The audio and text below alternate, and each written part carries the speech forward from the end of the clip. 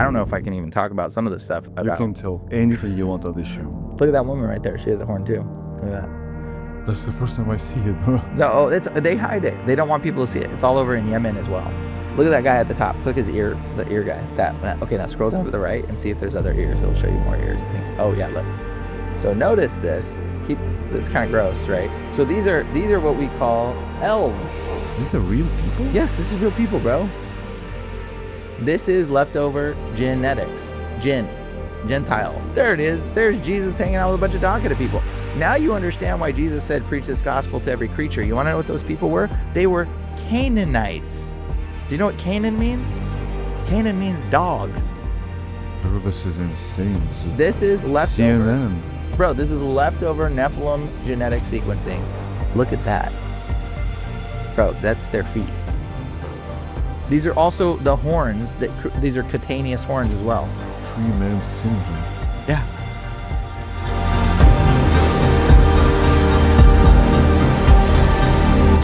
A short announcement before we start. First of all, this episode is going to be the weirdest one that you have ever seen. Just bear with us like 10 to 15 minutes and I promise you, you will not be disappointed. Second of all, there's a button down below that says subscribe. Please tap this button right now. Number 3, please like this video, share with all your friends, peers and loved ones and leave a comment below. We do not have any sponsors. I'm not willing to promote you any crypto scams or any other BS. So that's why your support by liking this video, subscribing to this channel, and leaving a comment below is crucial to my work that I do. And the final thing is, guys, it doesn't matter where you live, when you live, what do you believe in. The most important thing is Jesus Christ is the King of Kings, the Lord of Lords, and He is our Savior. God bless you, and now let's get back to the podcast. Okay, we're good? Yeah. I'm going to pray. Lord God, guide my words, Father. Let me say things that are true, Father. Help us in the direction that will guide everybody that needs to hear this message, Lord. And whatever it is that we share, Lord, let it be people that leads them to light and truth and to your love. In the name of Jesus, amen. Amen. Brian, also known as Demon Eraser. Yes. We had an incredible conversation after we did an episode with JT. Mm-hmm. And we're here to talk a lot about mkultra, witchcraft, witches like Abramovich, yeah, Michel Lamy, all those, and I believe Nephilim and everything that comes in between, right? It's gonna get weird. Okay, I'm all for. So guys, if you haven't already subscribed to the channel, please do so. You have your own Instagram and the YouTube channel. The links are going to be in the description. So please feel free to check those out and subscribe and follow Brian on those social media as well. So let's start with mkultra. Sure. So mkultra was started, I want to say 50s or 60s, right?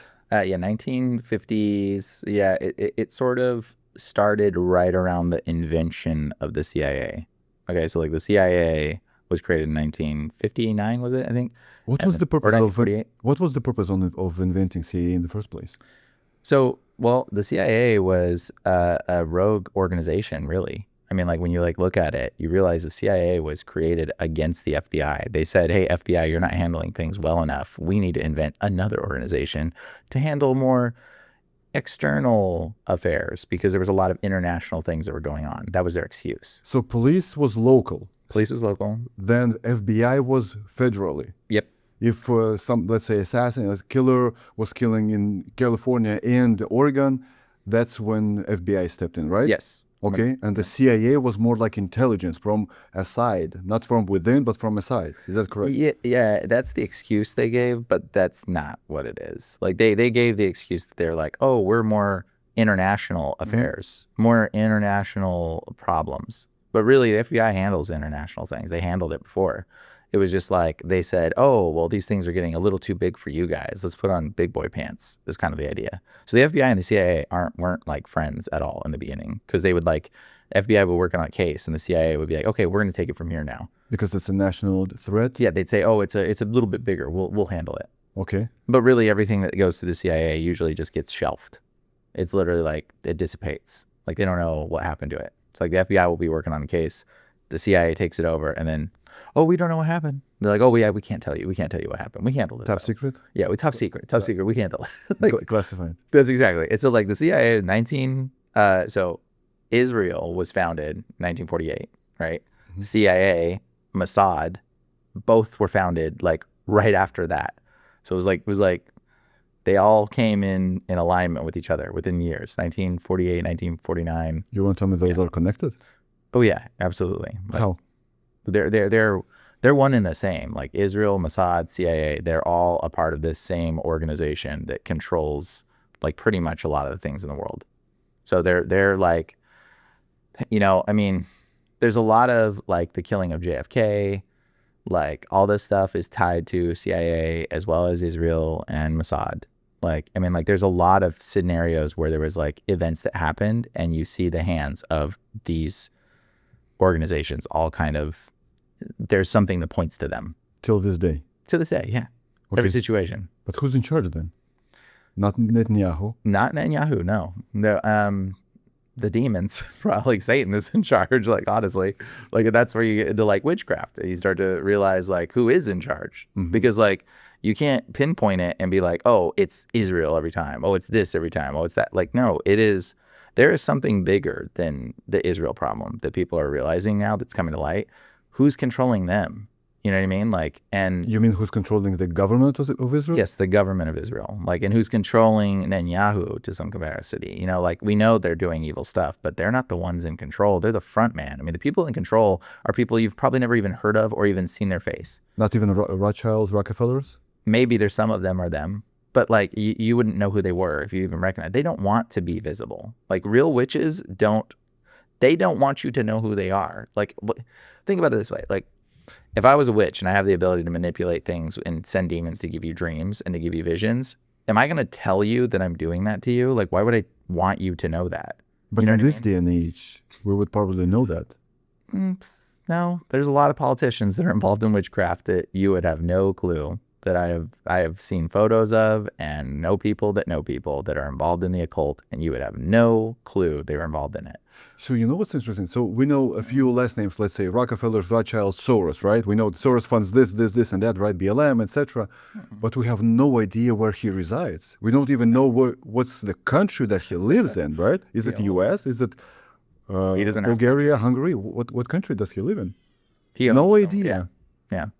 He owns so much. He just probably owns an island somewhere too that he lives on most of the time. Like he just does whatever. He talks about this actually in an interview. I think he talks about being a countryless person or something like that. Like the big elites don't believe in countries and borders and lines. Right. They just like it's nothing. It's games to them. Everybody that's like fighting like with your pride, your country's pride, you're foolish.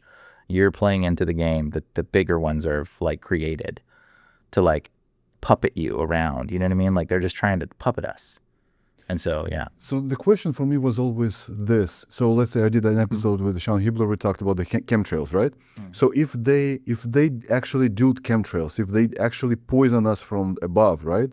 So it means that they breathe the same air. So either they have like a vaccine or antidote, That's a or good they live question. somewhere aside, somewhere else that they don't breathe this shit. I would imagine they probably don't want to be in the space where they're breathing.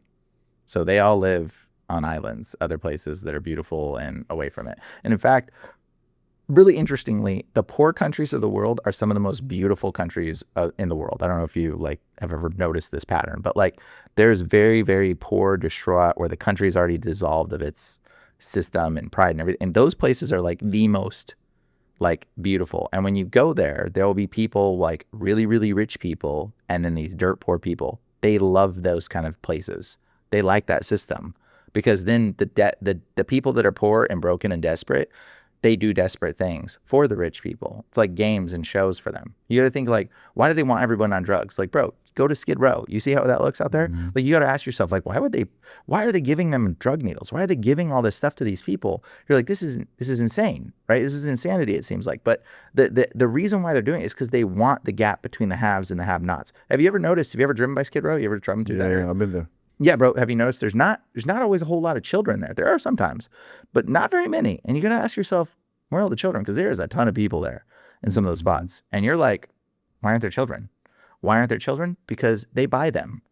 and it's very disturbing. And it's very dark, and there's a whole lot of stuff. In fact, there was a guy that I just shared on my story who was talking about, he had tattoos all over his face, and he was in another country, and some Ukrainian person came up to him and asked to buy the child he was with, because they just assumed all the tattoos all over his face that he was somebody that was like questionable or ethically bad. And I'll send you the link to the video, but because it's very disturbing. But like, he's just like, they look at that person and they go, oh, you're somebody that's, and he had a kid with them. So they're like, we'll give you $20,000 for your kid, and like tried to buy the child from the guy. And where was that? I don't know what country, I forget, but he says it. But I'll send you the link. You can see it. It's very interesting. And so when you see that stuff, you're like, oh, that's disturbing. But like, that's happening right in front of people. They just don't know. This is why they want all the people on drugs. This is why they want all the chaos. This is why they want this big divide. They want to have the rich with the poor. They want it to be like Hunger Games. They want San Francisco to be like the oligarch, these super wealthy people, and then right next door, one street over, a bunch of poor people that are so desperate they'll do anything. But aren't they afraid of, let's say, revolution? That poor people can revolt, that they're gonna cross that red line with poorness, just like they did, let's say, in France 200 years ago? They're gonna chop their heads off? I mean, maybe, but I don't think they live there. So they're running people that are making these decisions. They're the ones that are going to get blamed for it, because the real puppet masters aren't even like in those spaces always. They pop into those spaces, but it's like a visiting space for them. You know, oh, I'm here for a minute. Cool. Pick up a few children, do whatever they want, leave. You know what I mean? It's like. But their biggest enemy then is the middle class.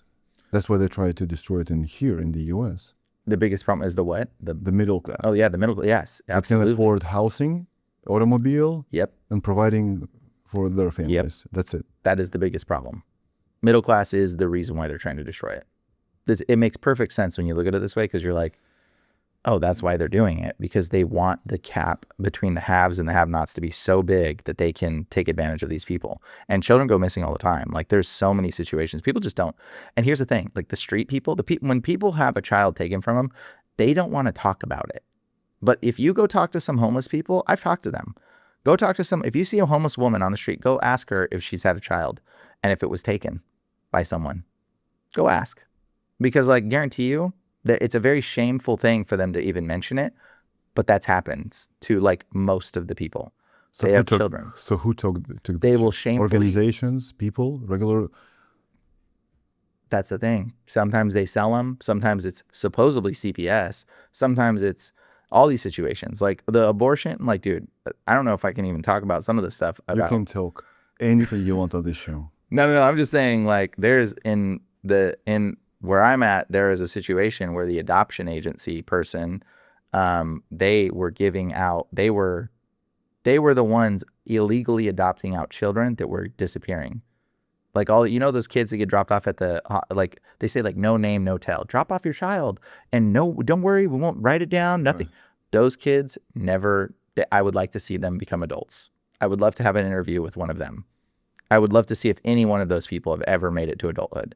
If you got dropped off at a fire department or a police station with no name. Because who checks up on a child with no name, no tell? No one. No one does. They're and those to people. Go to foster homes. Yeah, well, supposedly, right? But there's systems in place at these foster institutions, at these adoption institutions that sell children. There are systems in place. I directly know a situation that I have directly been involved with, knowing how it's been going, because I made signs for these missing kids and found out a whole lot more than I'm supposed to know, I guess. So now I'm like, oh shoot, this is real. This ain't a joke. So like they're selling kids to who and for what reason? That's the thing. We don't know. They are selling them though, and they are disappearing. And it's like, we can only speculate at that point. I mean, there's a lot of speculations. You can look up Pizzagate. You heard about Pizzagate? Of course. Do you think it's real? Oh, 100%. Yeah, Pizzagate's real. Totally real. Like, dude, there's no. The guy that even exposed that Pizzagate was fake got accused of pedo stuff. Like, I think like 5 years after, exposed that it was like supposedly fake and it was all made up. He gets accused of child stuff. And you're like, planned. Obviously you're in on it. I mean, like, if you're getting accused of it, obviously it was all planned. Yeah. It's totally like, there is so much wickedness going on behind the scenes, behind the thing, and people think it's normal. People just think this stuff is like normal. I mean, we're going in a really dark direction. I don't mean to talk about this dark stuff. How old are you, Brian? 30. I don't tell people, but I'm like Almost 40. something. Let's No, say almost, yeah, almost. we'll almost 12. So when you were a kid, you were supposed, and you did this. So you went from school to home on your own, right? And Did what? You're coming home from school. Yeah, yeah, So parents had no idea that something can happen bad to you, right? yeah. At my age, yeah, it was kind of like not really. It wasn't as concerning. Right.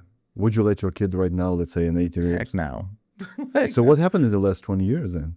Bro, the amount of wickedness has increased in the world so significantly to the point where it's like I wouldn't even put my kid in school. Like I would not put, if I had a child, I ain't putting him in school. But why it's accelerating and that fast?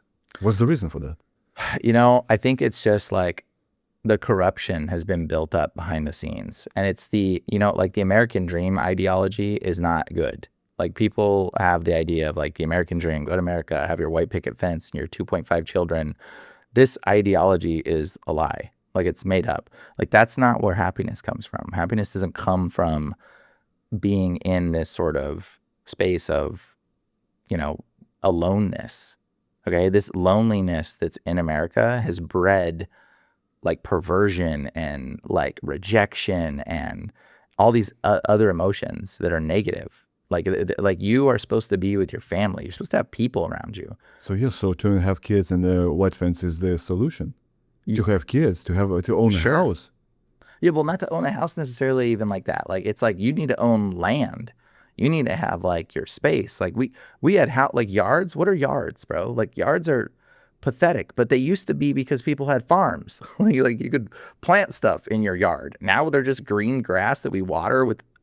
Yeah, but tell this to somebody on the East Coast, New York, Pennsylvania. So that's a whole nother. Boston. Yeah, that's a machine system that's set up to be like breed negative stuff. Like when you're not living a life as a normal person in society, living off the land and functioning. Like, yeah, sure, we can survive in these kind of situations, sure, but that's not the way God intended it. That is not the design God intended for it.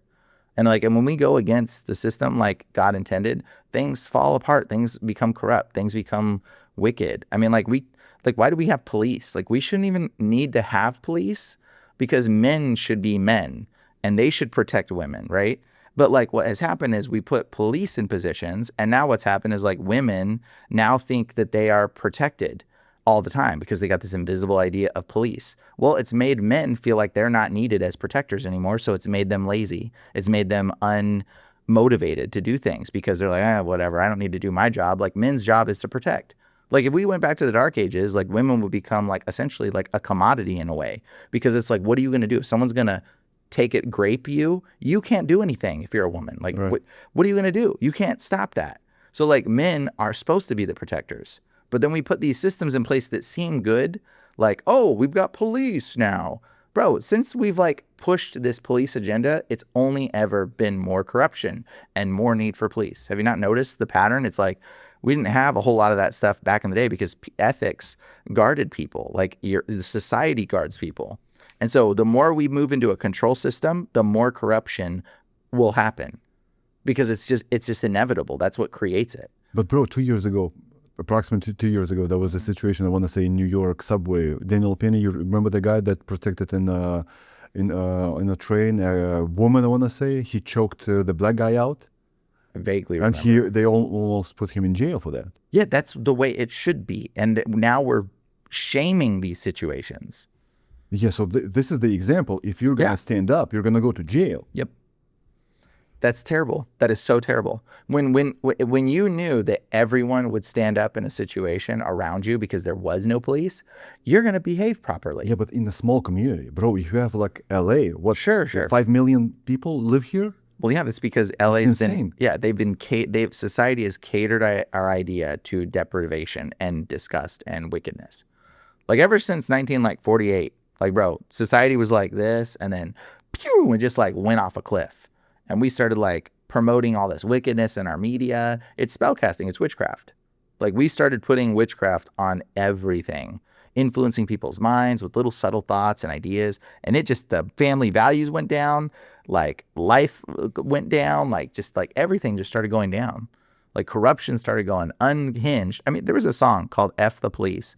It came out, and when that came out, there was like a 300% increase in police violence within like 2 months or something. I forget the Just study because was. of one song. One song. One song. Oh, you mean the NWA? That song? Yeah, I think so, yeah. And it was like, dude, when that came out, like there was a 300% increase throughout the whole country. But this is a psyop, right? The whole rap game is a psyop. All of it, yes. Rap is totally created and totally controlled systems. Okay, so let's get back to mkultra. Yeah. So I listened to rap songs, I want to say, when I was a teenager. I listened to D12, Eminem. Those were the two main that I listened to. Then I looked up the lyrics, I want to say like 6 years ago. I was like, what? There is no, because English language is not my native language, right? I'm a Russian speaker and a Lithuanian speaker. Yeah. So once I got to know the lyrics, I was like, am I singing this day after day after day? Listening to it while I'm working out or going on a walk or something? That's spellcasting. Yeah. And now people are waking up and saying, bro, the whole rap game is a psyop from mkultra and CIA. Mm-hmm. And not only is it psyop, but like it's witchcraft. It's the same thing. Like mkultra and witchcraft are one and the same. People just don't recognize it like that. Hypnosis is a form of witchcraft, but people don't think that that's connected.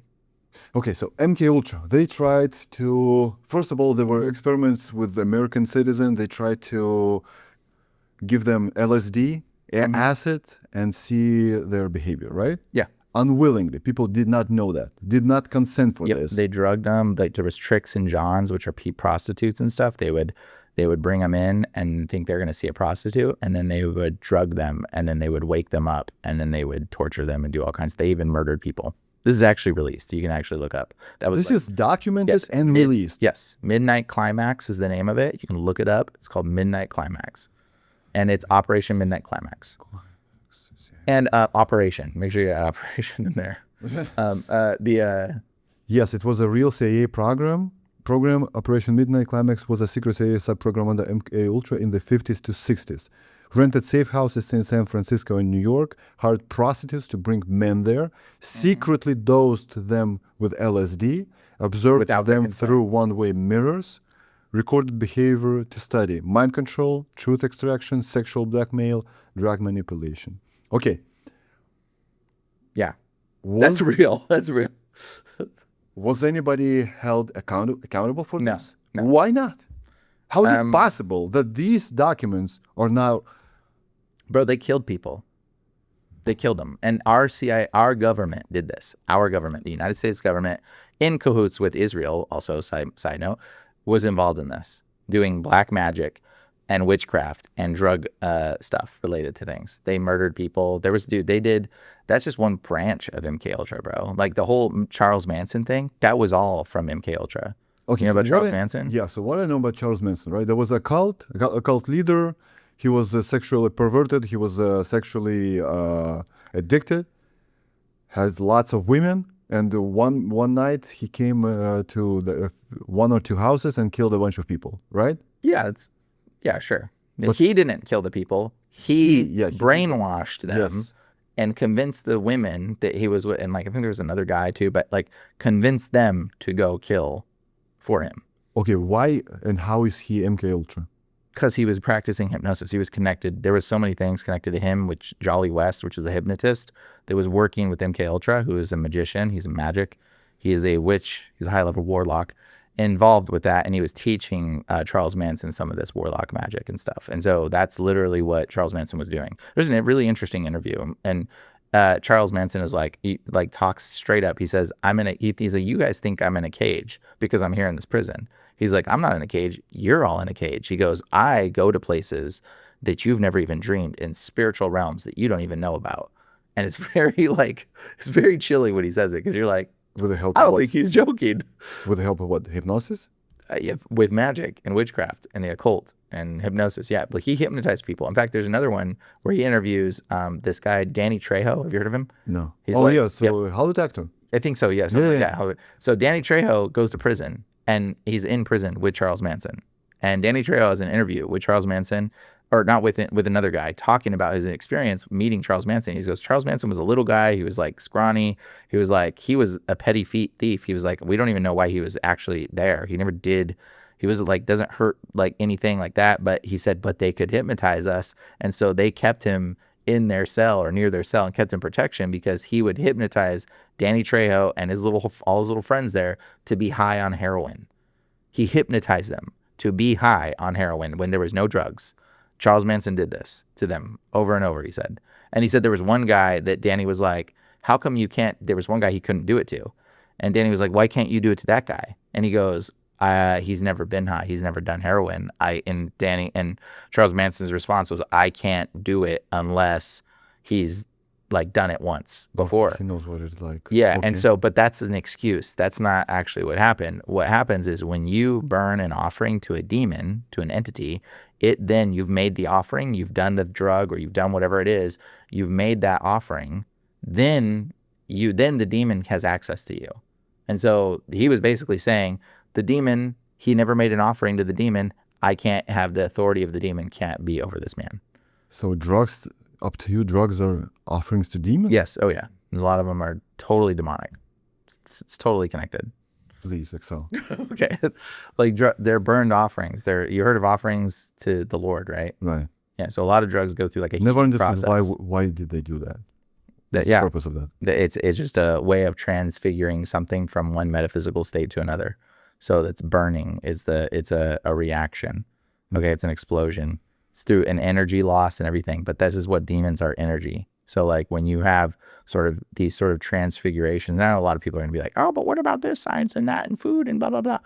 Whatever. This is just what it is. I don't know all the answers, but I'll tell you right now that when you burn certain offerings, certain drugs, certain ways, you heat them up or whatever, you're making offerings to demon entities that will inevitably inhabit you and have problems.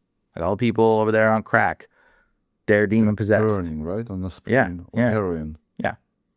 You see it like an offering. Yes, it's an offering. Okay. That's what it is. And once you do it, like that offering, that spirit is then evoked into you. And they get in through your blood. They get in through smoke, breathing in. How are drugs instigated? Through your blood, through your veins, or through smoking. So like this is how demons get access to a lot of people, like through these kind of drugging processes. Okay, what about alcohol? Alcohol is alkohol. It's Arabic. It means body-eating spirit. Alcohol? Yeah, alcohol. Kuhul in Arabic? Yeah. I think you spelt it wrong, but that's close. Yeah, but it means body-eating spirit. Now there's debates. They'll say alcohol, spirits. Yeah. There The you go. spirit essence extracted by distillation. Alcohol originally fell into a fine black powder. Purified. The volatile spirit released by distillation. Google. It's so interesting that spirit, right? Yeah, that's- Spirit and it has two meanings. It doesn't. That's it has one meaning. What are the odds, right? Well, that they're telling you Alcohol it is. and spirit. It means spirit. That's why you say it in the restaurants or whatever. It'll say spirits. Like the menu, they give you a spirit. They're telling you it's a demon. They're telling you. And what is alcohol? It's rotted juice. It comes from the realm of rot and decay. Okay, it's But gone even through Jesus did wine. Say what? Even Jesus did wine. I think he turned it into juice, to be completely honest, if you were to ask me, because there was no word for juice in the Bible. What do they call it? The wine press. Do you think they pressed it and stepped on it and turned it into wine? No, he turned it into juice. And then the juice sits over days and eventually becomes bad juice or old juice or Juice, old not wine. Jews. Like juice. Yes. Okay, so so in Russian they say they call vodka огненная вода, which means fiery water. Fiery is actually the term for spirit. Did you know that? No. Yeah, fire. It's what I call Holy Ghost fire. Like you ever heard of holy fire? You ever heard of fire? Fire is a synonymous word for spirit. So what you just said, fire of what? What is it called? Fiery what? Fiery water. That means spirit water. That would Because be the same thing. in the whole post-USSR, I want to say the whole post-USSR countries, that whole territory is cursed with alcohol. Not this generation, the alpha generation, but my generation and boomers, Yeah. Gen Zs, boomers, millennials, a lot of them are alcoholics. Yep. When you drink alcohol, when you get blacked out drunk, it's not you. That's Right. that's something else has now tethered. So like when you drink, you consume alcohol. Okay, it tethers your body. It's a rotted drink of the dead of the realm, just like mushrooms grow out of poop. Okay, they're rotted things from the dead. Okay, you consume the realm of the dead. It brings you closer to that state of death. It tethers your body away from your soul, and other entities can come into you. That's why it's called body eating spirit. That's why it's called fire water. That's why it's called spirit water. Okay, so like these kind of things like is literally connected to like demonic possession. Like people think possession is something different. So yeah, it's going to say this argument. But there is a different Arabic Islamic concept Yeah. of a body-eating spirit. Yeah, it's alcohol. It's al-gul. Okay, so when you pronounce the word kahul, it's still spelt the word, but it's al-gul. Ghoul is where we get the word ghoul, ghost and ghoul. You ever heard that word before?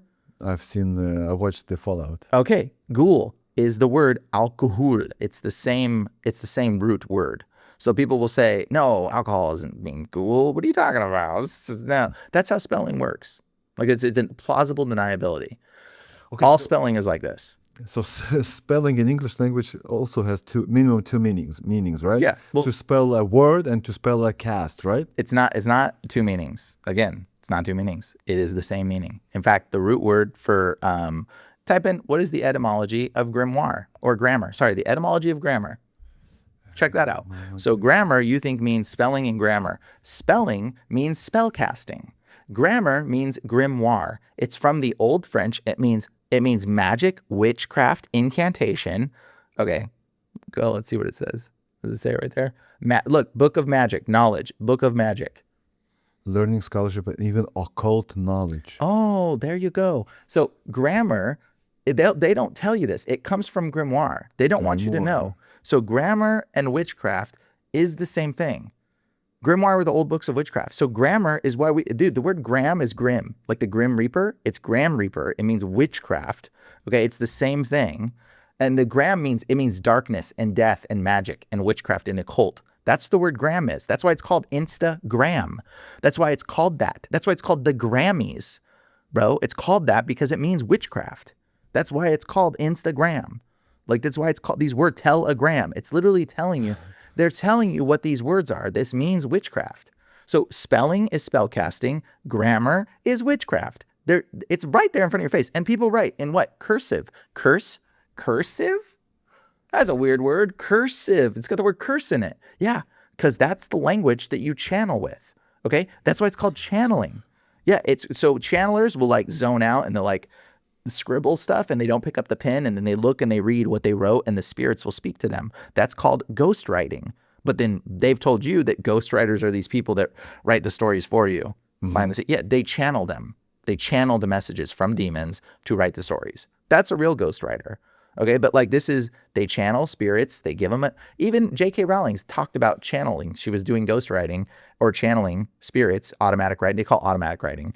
And they do that to come up with her stories. Bro, she was channeling a spirit to give her inspiration to write this Harry Potter stuff. J.K. Rowling said J.K. Rowling talked about doing automatic writing. J.K. Rowling, automatic writing. So she's mentioned that she had done, I read it some article. And so literally, it was something that she talks about. So J.K. Rowling, there you go. Here's the truth. Has never said, okay, actually, she writes by hand sometimes, which is cursive. Yeah, it's cursive, yeah. She outlines heavily before writing. She says characters appear in her imagination.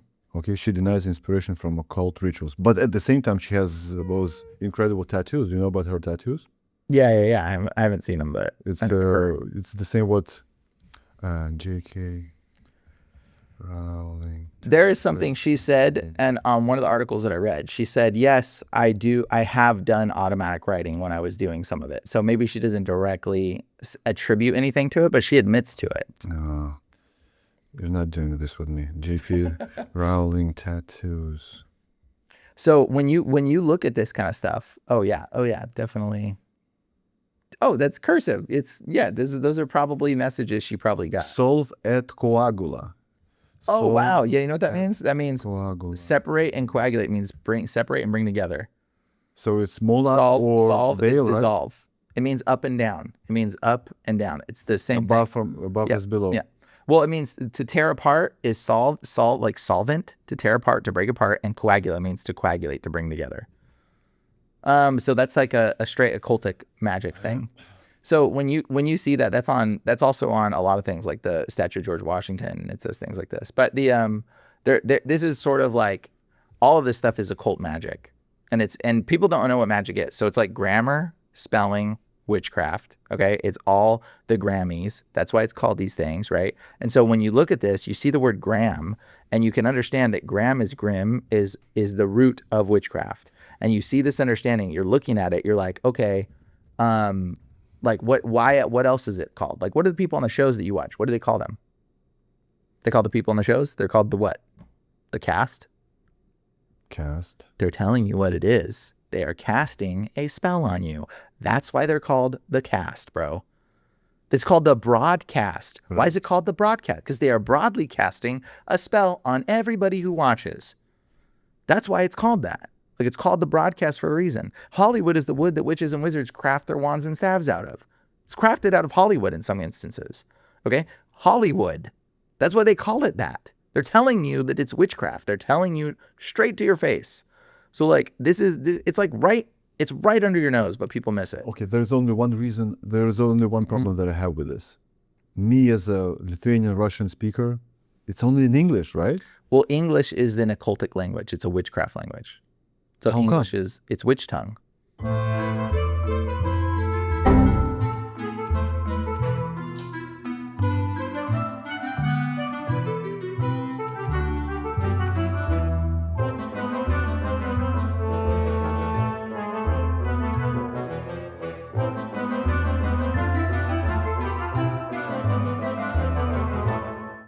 So it's not Latin.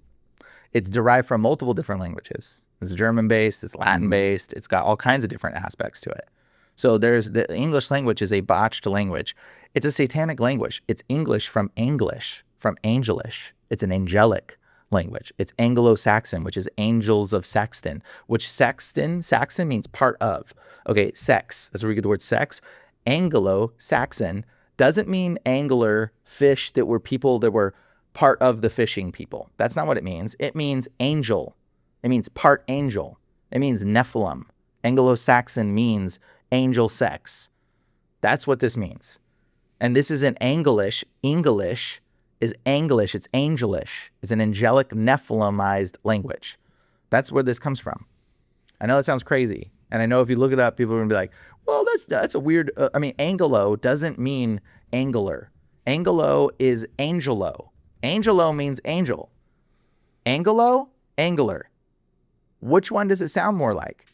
Because the narrative, they'll tell you it's from angler. Mm-hmm. No, it's from angelo, which is angelo. Angelo and angelo sound pretty much the same. Angler and angelo, not that much the same. So English weekday name origins, right? Monday, it's Moon's Day. Yes. Germanic Tuesday, from Tyr, the Germanic god of war. Yes. Wednesday, Odin, Odin, chief of the gods. Odin. Thor, Thursday. Friday, yes. Freya, associated with love. Venus. Saturday. Yep. That's Saturn. Official. Yeah. Saturn's day. That's insane. Yes. That's mind-boggling. Yep. And then Sunday after the sun god. But that Saturn's day originally was Sabbath day. And you know this in Russian. It's Sabbath day. Subota in Russian. Yeah, that means Sabbath day. Yes. That means Sabbath day. But then we've changed it in English to what? To Saturn's day. Saturn day. So in Russian we say Воскресенье, which is Sunday. Воскресенье means rising. Yes. So there you go. The same stuff with the months names. Yep. January, after Roman god Janus, of beginning, Janus. February, Roman purification festival. Mars, Roman god of war. Mm-hmm. Guys. Well, the months are completely... false gods, Roman goddess. Yes. Goddess. Yep. Julius Caesar. So Julius Caesar actually corrupted the month calendar. He actually was the one that started this, because we actually originally had 13 months of 28 days, exactly. Because it makes sense. Yes. Why would you have 30, 30, 31, 28, 30, 31, 30, 31, 30, 31, every year, 29 days in February? Why? Check this out. So October, November, September, October. What does sept mean? Do you know? No. Sept means 7. Oct, 8. Octopus means 8. 8. Nov means 9. Deca, December, 10. means 10. Right. Okay? So, but December is the 12th month. 12 months. And this is not the 9th, 10th, or 11th. That's because they're all out of order. September, October, November, December. That's saying 7, 8, 9, 10, bro. That's what that says. The original month of January the first month is April, actually, and it comes from aprilis, which means to open. April, to appear. To appear is where we get this word. So April. It makes sense. Yes, appear. April. Spring. Yes. Something new, right? Exactly. Not January 1st. Yep. April, and then May. And then May was originally, there's a different name for those months, and it was June. Junus was renamed originally. The original name for Junus was quadtuple.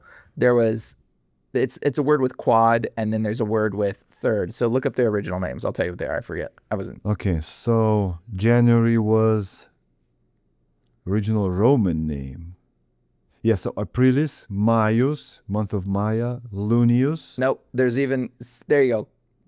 Quintilis. Yep. And then it's Quintilis. There was also Quadtilis, which was Aeneas, which is June. Okay, so it was Quadtilis, and then Quintilis, which is 5. So Quadtilis, Quintilis, 6. and then Sextilis was August, which Augustus Caesar renamed, and then September, October, November, December. So it said 4. It literally was like all the way 3, 4, 5, 6, 7, and you can just see the words. Right. But Sextilis was the one they took out. So there was supposed to be 13 months of exactly 28 days. Because then everything makes sense. Because guess what? Women's cycles are on 28 days. Right. The month of the calendar is on 28 days. The moon, the moon calendar, the tides of the ocean run every 28 days in that same regard. Right. So like everything in this world runs on a 28-day cycle. 364 days a year. Yes, Not and there's 365. well 364, but there is an extra day that represents the renewal that would be lining up perfectly. So that one day is the resurrection and the renewal. So like if you look on a turtle's back, there's a lot of turtles that have this pattern, and on their back has 13 squares in the middle and 28 on the rim on the outside. And so the Native Americans use the turtles as a calendar. Animals? Turtles as an animal. Yes, I'm not even joking. This is where the idea of like we ride on the back of a turtle. Just type in calendar turtle back. Calendar turtle back. That's this. Yeah. So they've got, and so the Native Americans notice this. So there's 28 days and then 13 sections. And they would use this as a calendar. Wow.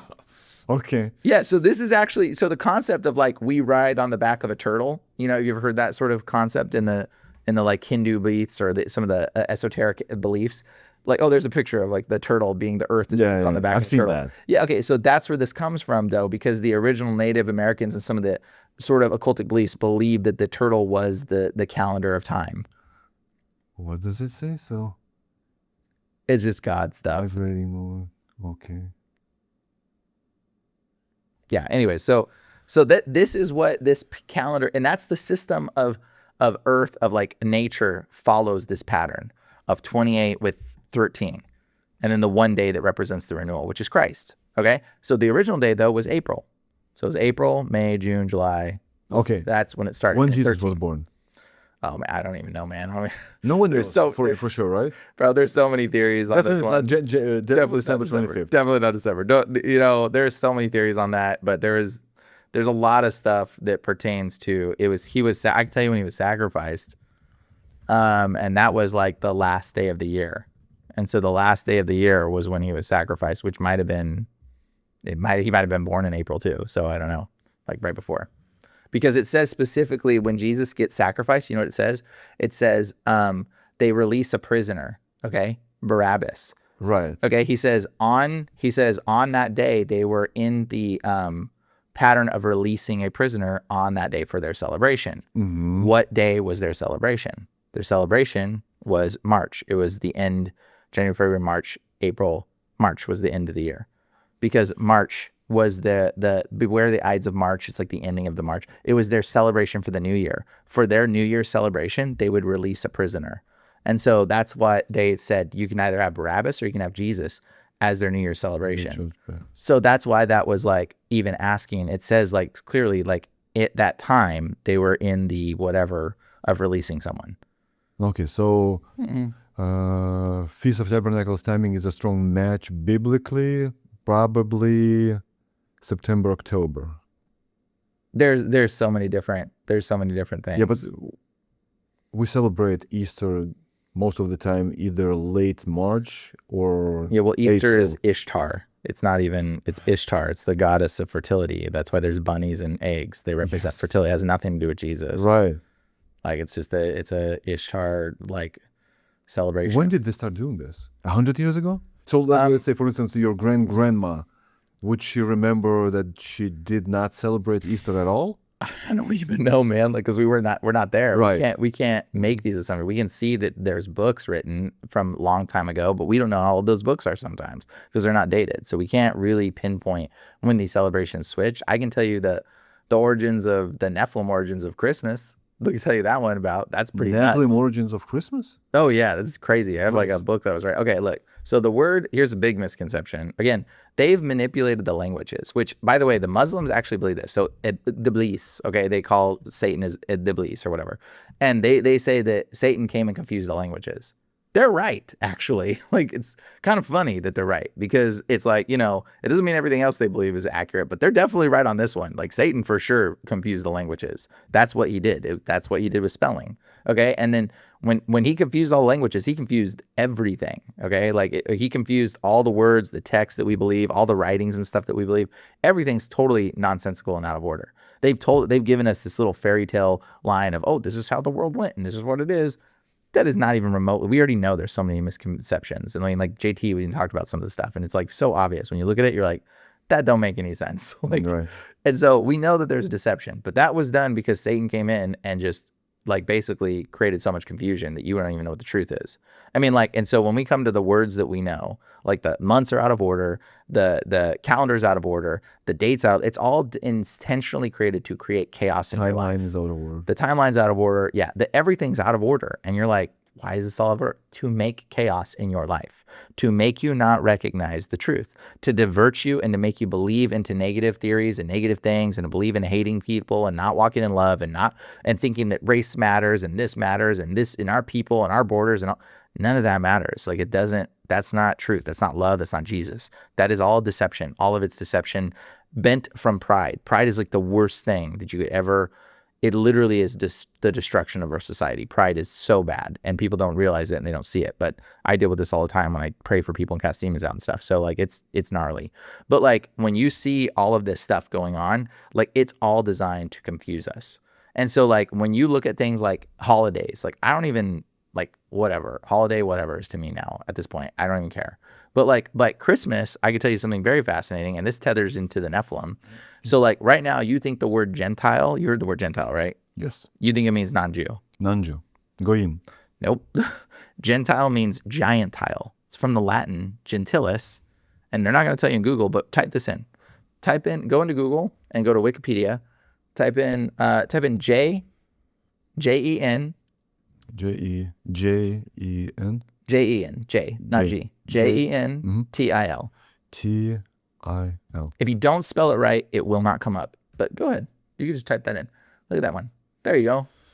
Are a race of giants in Basque mythology, Spaniards. Yeah. This word meaning Gentile from Latin gentilis was used to refer to pre-Christian civilization and in particular to builders of megalithic monuments to which the other Basque mythical legends, the Mayruak, are involved too. Okay. Yeah, the Gentile were believed to live alongside the Basque people. They were hairy and so tall they could walk across the sea and throw rocks from one mountain into another. The stone throwers have led to several tales and explanations of the ancient stone builders of the isolated rocks. Even the Basque game Poleta is ascribed to these stone throwers. The tradition lives on in Basque power games and stone lifting and stone throwing. Some attribute the Gentile to the defeat of the Roland of the Battle of Roxanox when the Basque defeated the Frankish army by throwing rocks on them. How big of rocks do you think they threw, bro? Right. How big of rocks to defeat an entire army? They threw some really big rocks, okay? The giants were believed to have created the Neolithic monuments such as the dolmens, which are found all over the Basque country. Dolmens, I'll talk about that here in a minute, but those are these massive like tables that they use to grind your bones to make their bread, but they've misconcepted it in history because, again, history is a lie. They were also said to have invented metallurgy. Did you know the Nephilim invented metallurgy?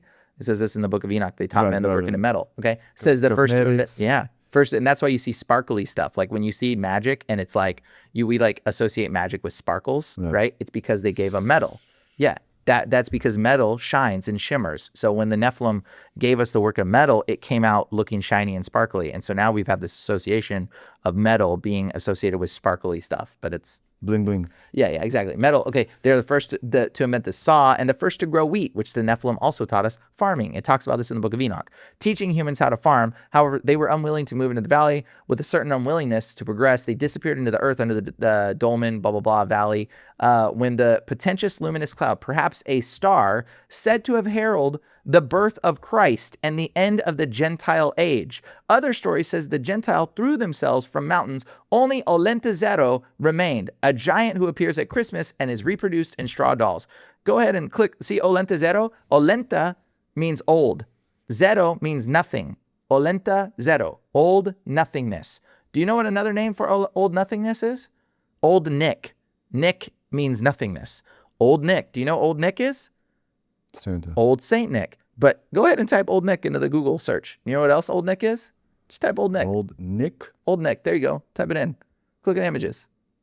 A popular informal name for the devil or That's the devil's name. Old Nick. humorous sensitive. Yeah. Also linked to Germanic North. Yeah. Old Nick means the devil. Because it's Latin. It's old nothingness. It's Old Nick. Bro, there is a vodka called Old Yeah. Nick. Yeah. They tell you. They Yes. tell us. They're telling you what it is. Yes. 100%.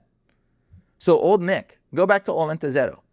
And so like Old Nick is Olenta Zero. Old nothingness. Old Nick. 0, 0. Okay. This is what this means. So old nothingness was the only Nephilim who remained. When they saw the star of Christ, I'm going to tell you what happened in this whole scenario. And you can look this up in the story of Machu Picchu as well. Same story in this land right now that you just read in between France and Spain. The same story happened in Machu Picchu. Do you know the story of Machu Picchu? Peru, right? There was a race of giants, the giant Machu Picchu in Peru. Yeah. So there was a race of giants that built these megalithic structures all over Machu Picchu. And it says they were High in the mountains. high in the mountains, and there's no source of a rock for where they're bringing them necessarily. And so they build these structures, and their theory, their native story theory, this isn't like the telltale story, but this is like the native story. So you look into it, they'll tell you it was a race of homosexual, perverted, cannibalistic giants. Okay, they were deformed, that built Machu Picchu, and they would eat people, okay, and they would kidnap and eat people, okay, and then a star came down one day, shone really bright, and scared them, and the giants disappeared, and then the people of Peru went into the city. That's the story of in Peru. It's the same story all the way over in France and Spain. There was a race of giants, but they're different in context because those ones were evil. These giants were working with them people, at least. But it was the same story. A star came, shone really brightly. What star do you think that is? That's the Star of Bethlehem, bro. The Nephilim saw the Star of Bethlehem, and they looked and they said, oh, shoot, Jesus is coming to crush our head. There's a prophecy that says we will get our heads crushed and we will bruise his heel. Right. Jesus is coming to crush our head. We don't even want to be here. And they went and committed suicide. The Nephilim killed themselves. It was not a silent night. That's a very big misconception. It was a very crazy night. When they saw the Star of Bethlehem, all the Nephilim went and committed suicide and killed themselves. There was only a few of them that left and stayed in hiding, like Olenta Zero stayed and hid because he was too afraid to kill himself. And he's like, maybe Jesus won't kill me. And so he comes back bringing gifts and like, please don't kill me, Christians. Please don't, Jesus, don't kill me. That's why you give gifts at Christmas. It's literally from a Nephilim that was begging the Christians not to murder them.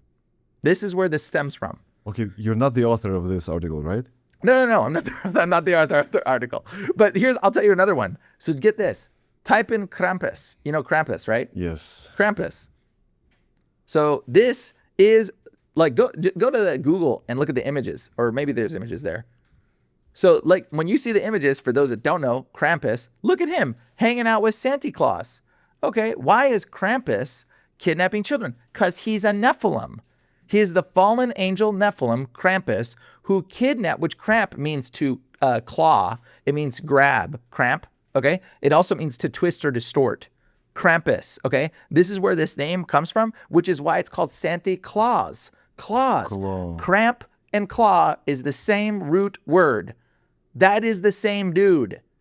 But people don't miss that. That's why it's called Santa Claus. It's Satan. It's Satan Claus. It's literally what they're telling you what it is. And Krampus kidnaps children. He was a Nephilim, fallen angel, human animal hybrid, giant. He was a giant too, but they don't necessarily illustrate that always. And because he was a cowardice one that came in hiding. He came giving gifts, and the parents were like, if you're not good, when the Nephilim comes, we're going to give you to the child. We're going to give you to that Nephilim monster if you're not good. Okay. And this is where the good list and the naughty list comes from. This is the roots. The roots are totally Nephilim. People don't know about this history because they don't study. I have a book that I've written some stuff on this. It's on my website, but like I might like put it out here. So like, how do you know that? The Lord. I just like studied this like crazy. Yeah, but what are the sources that you get this information from? Just reading lots of old books. Why do you believe them? Because it makes sense.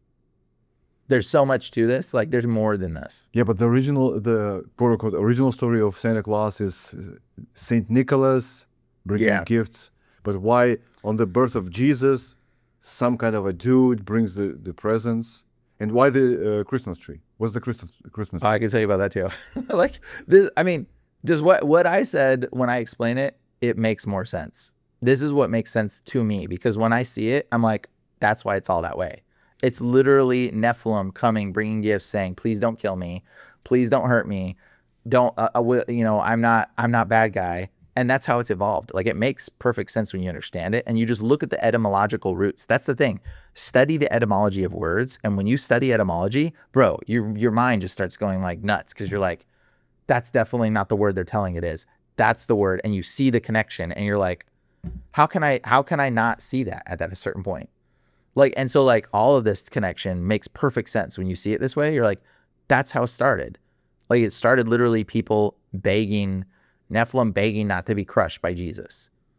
And like there was still there, and this is why the Nephilim disappeared. So many of the Nephilim, it's like, where are they? Where are the Nephilim at? Why are they hiding? Because they lived after the flood. The yeah, Bible they says survived. Yes. So where are they at right now? So basically they committed. They mostly committed. That's why Machu Picchu is abandoned. That's why. And the rest of them bred into our society.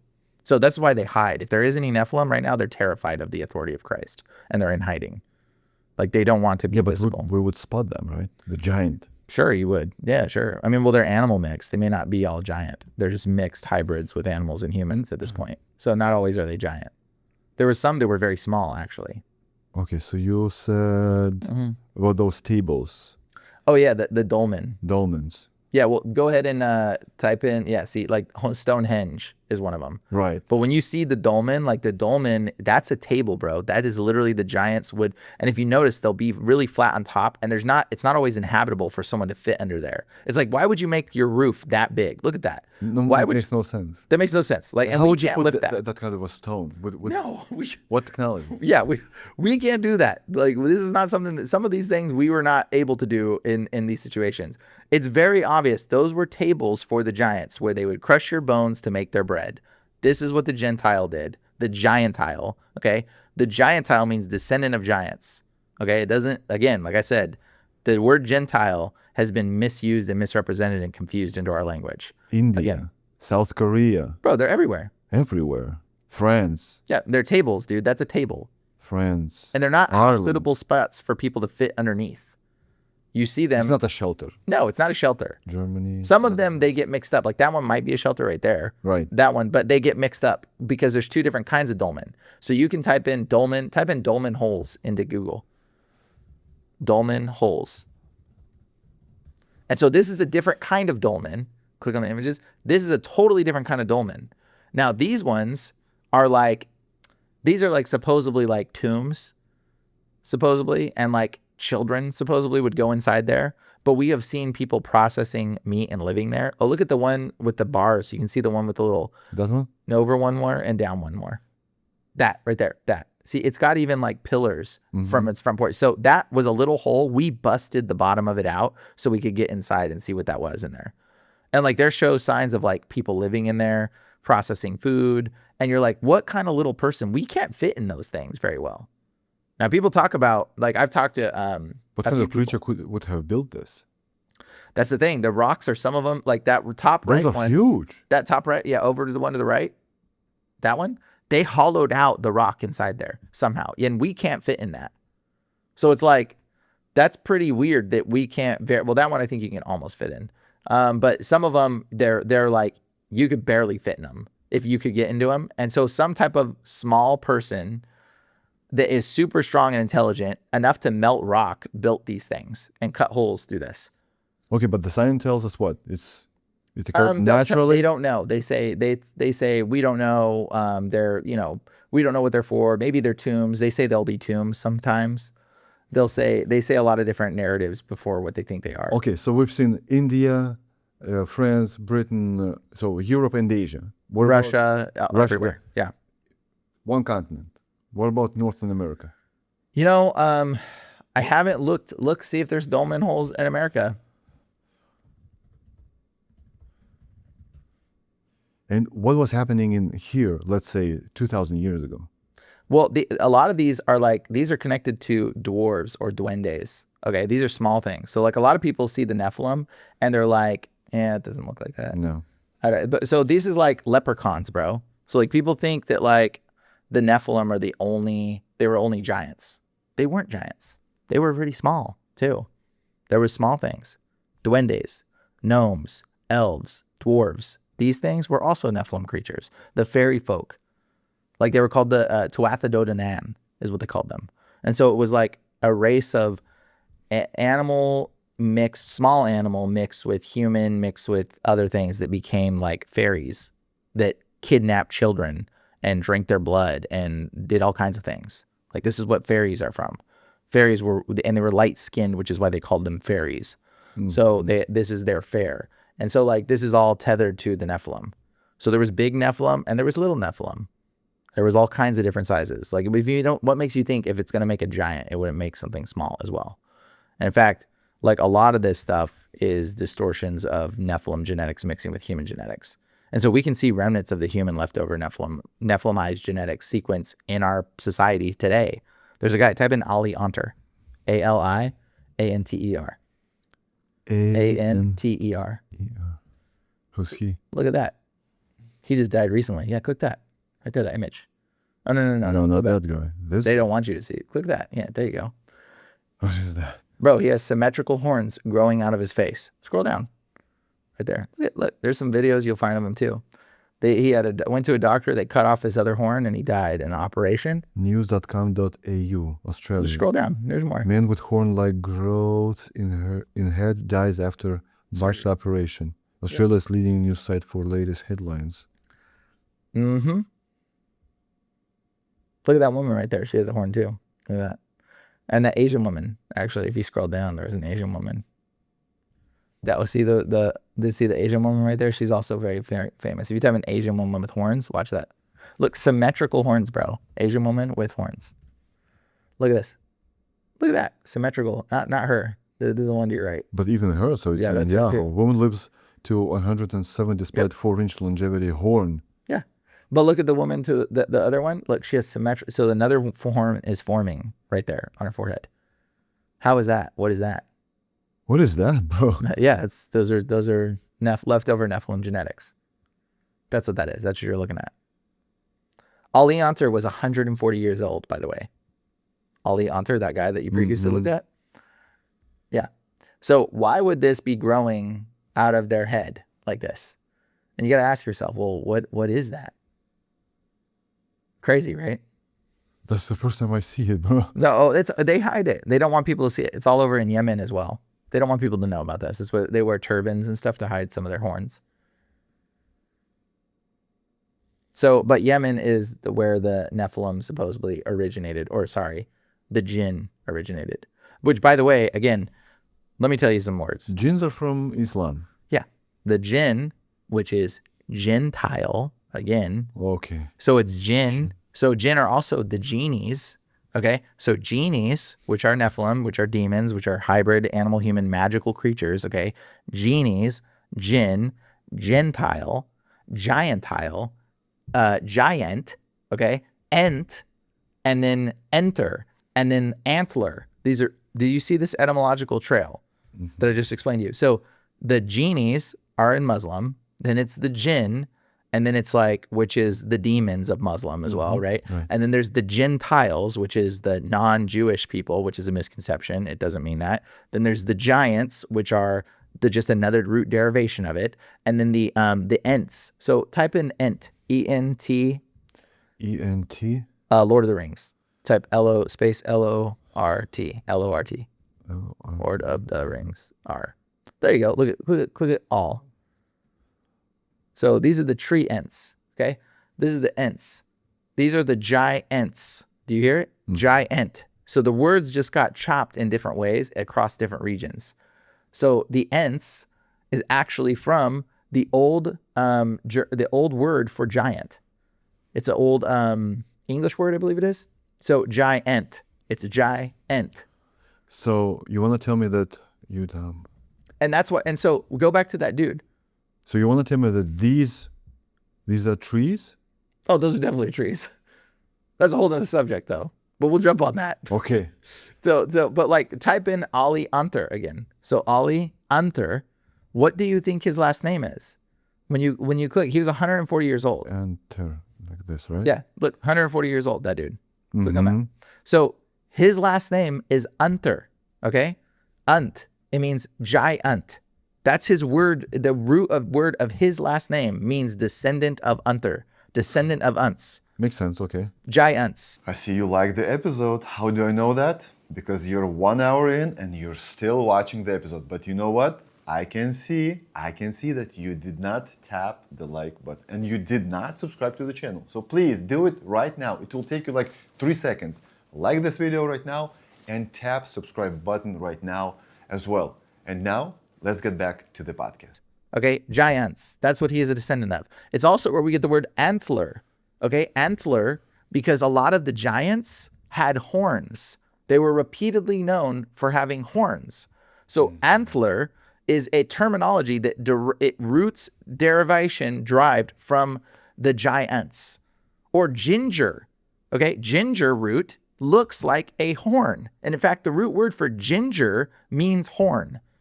That's why ginger, and is also, it's supposed to be like magical, right? Ginger, it's like a magical plant when you realize all the properties that ginger has that they talk about. But like ginger, the plant, comes from this thing. And there's even more associations. Like they call like redheaded people are called gingers. Yes. Yeah. And you're like, why are they called gingers? And they say they don't have souls. Well, that's kind of funny, right? Say that? Well, that's like a joke that they say on the internet, right? But like gingers, like gin, it's a root derivation because the red-headed Nephilim giants had red hair. The giants, a lot of them had red hair and they had horns on their body. And so they're all over that. Type in cutaneous horns. Cutaneous horns. Cutaneous. Spell it to me. Just guess it. Cutaneous. No. C-O-T-aneous. Cutaneous horns. There you go. This is like, look at this. Now, mind you, notice how it's popping up on a lot of people's ears. Look at that. Look at the guy with the ear. But what does it mean, the word cutaneous? Extraneous, it means like extra or just unnecessary, I think. Look at that guy at the top. Click his ear, the ear guy. Okay, now scroll down to the right and see if there's other ears. It'll show you more ears, I think. Oh, yeah, look. So notice this. It's kind of gross, right? Oh, there was a guy back. If you go back, it was perfect. There's a dude. Scroll down. Click his ear. Scroll down. Look down more. Oh, yeah. Look at that guy's ear. Go down more. A little bit more. See that dude, the tip of his ear? No, I don't know if that's it.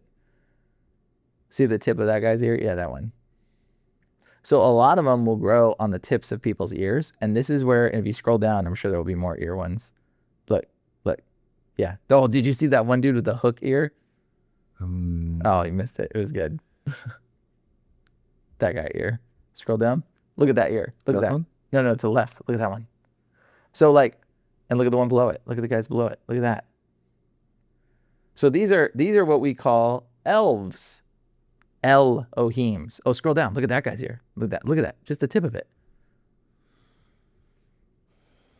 So this is Elohim. Elves is from Elohims. So that's what the word elf originally is. It's the elves. Elohim doesn't mean God. Elohim means the gods. It means God, spiritual entities. Okay? Elohims were connected to this. They had cutaneous horns. They had horns coming from them because they were jinn descendants. They were descendants of jinn. And this is where the elves, and this is why Santa works with elves. Okay? Santa works with the Elohims. He's working with the other Nephilim creatures. Okay, so Genesis 1:1, Elohim created heavens and earth. Yeah. So who created heaven and earth? Well, God, I mean, But why it's an Elohim and you're saying that these are elves? the Elohim doesn't mean just God. It means the Elohim means the spiritual world, the spiritual beings. I mean, it doesn't mean directly God. Divine council. Yes. So like God made beings to create the things that created the earth, I guess. I don't know. I mean, like it's just not, it doesn't mean what we think. It doesn't mean just him. It doesn't mean only him. So it says there's multiple verses in the Bible where it talks about Elohim. You can type in Elohim mentioned in the Bible. And it's like, it talks about the divine council and talks about other entities, right? So this is what the Elohim Because it's is. plural. Yeah, It's exactly. not singular. Yes. And so this is the Elohims is the elves, which is what this is. And so you see this leftover remnant of Nephilim genetics is in our society today.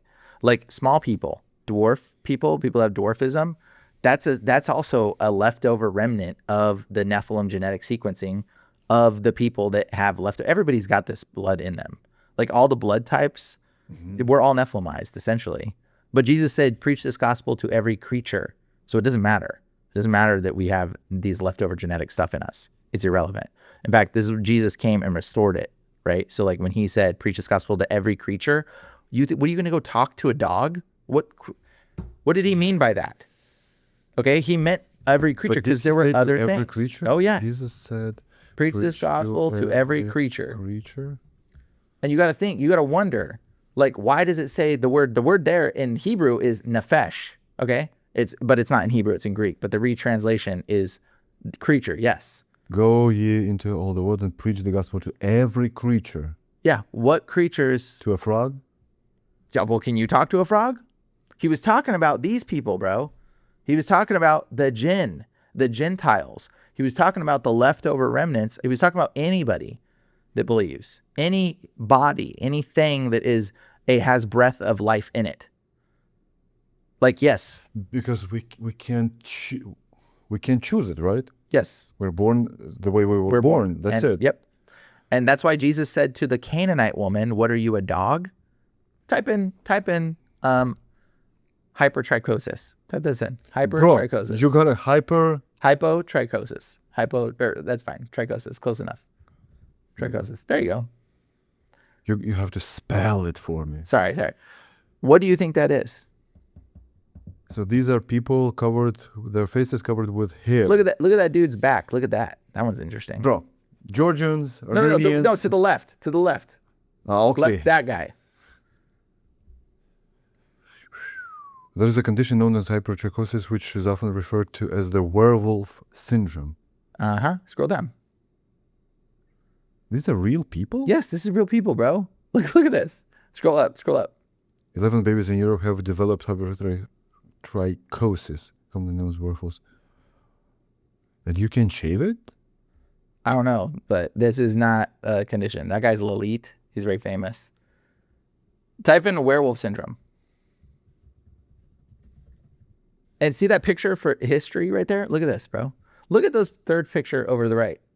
Do you see how big that girl's... No, top row, left, two more. There you go. Look how wide that girl's nose is on the end. If that was on my face, bro, it'd be like this big. My nose would be like this. Yeah, I wouldn't say these are like Mayans, right? Mayans had big noses. They're from India, I think, those ones. Like, that is not normal, bro. But, like, think about this. You got to understand, like... Well, it's normal, but not unusual. Well, yeah, it's very unusual. And if you scroll down, look. Spanish babies. Spanish. Now, isn't that funny? It's called Spanish. Why is it called Spanish? What was the Nephilim stuff about the hairy people that were so tall before France and Spain? What's that called? The Basque people? Yeah. But between France and Spain. Right. Between France and Spain. Why is it called Spanish? Pan-ish. Pan-ish. Pan. The goat god Pan? You mean like the goat god that's like half goat, half man? Scroll down a little bit. No, on the left. On the left there. Scroll a little bit more. Oh, look at the little kid right there. Don't click on the image because I don't know what that is. But look at it. Notice he has got half goat man from the waist down. Isn't that fascinating? There's a lot of people that got a lot of hair from the waist down. That's a Telegraph story. Bro, there's a lot of people that have it from the waist down. They have hair on their face and they have hair from the waist down. Like the goat man, okay? Because he is Pan-ish. He's Pan-ish. Like Pan. He is like the goat man Pan. Do you understand? Pan-ish. But they say this is a genetic anomaly, Yeah, right? a genetic? Is that what you mean? A genetic anomaly? Is that what you're telling me? So, genetic problems, huh? Isn't that funny? Oh.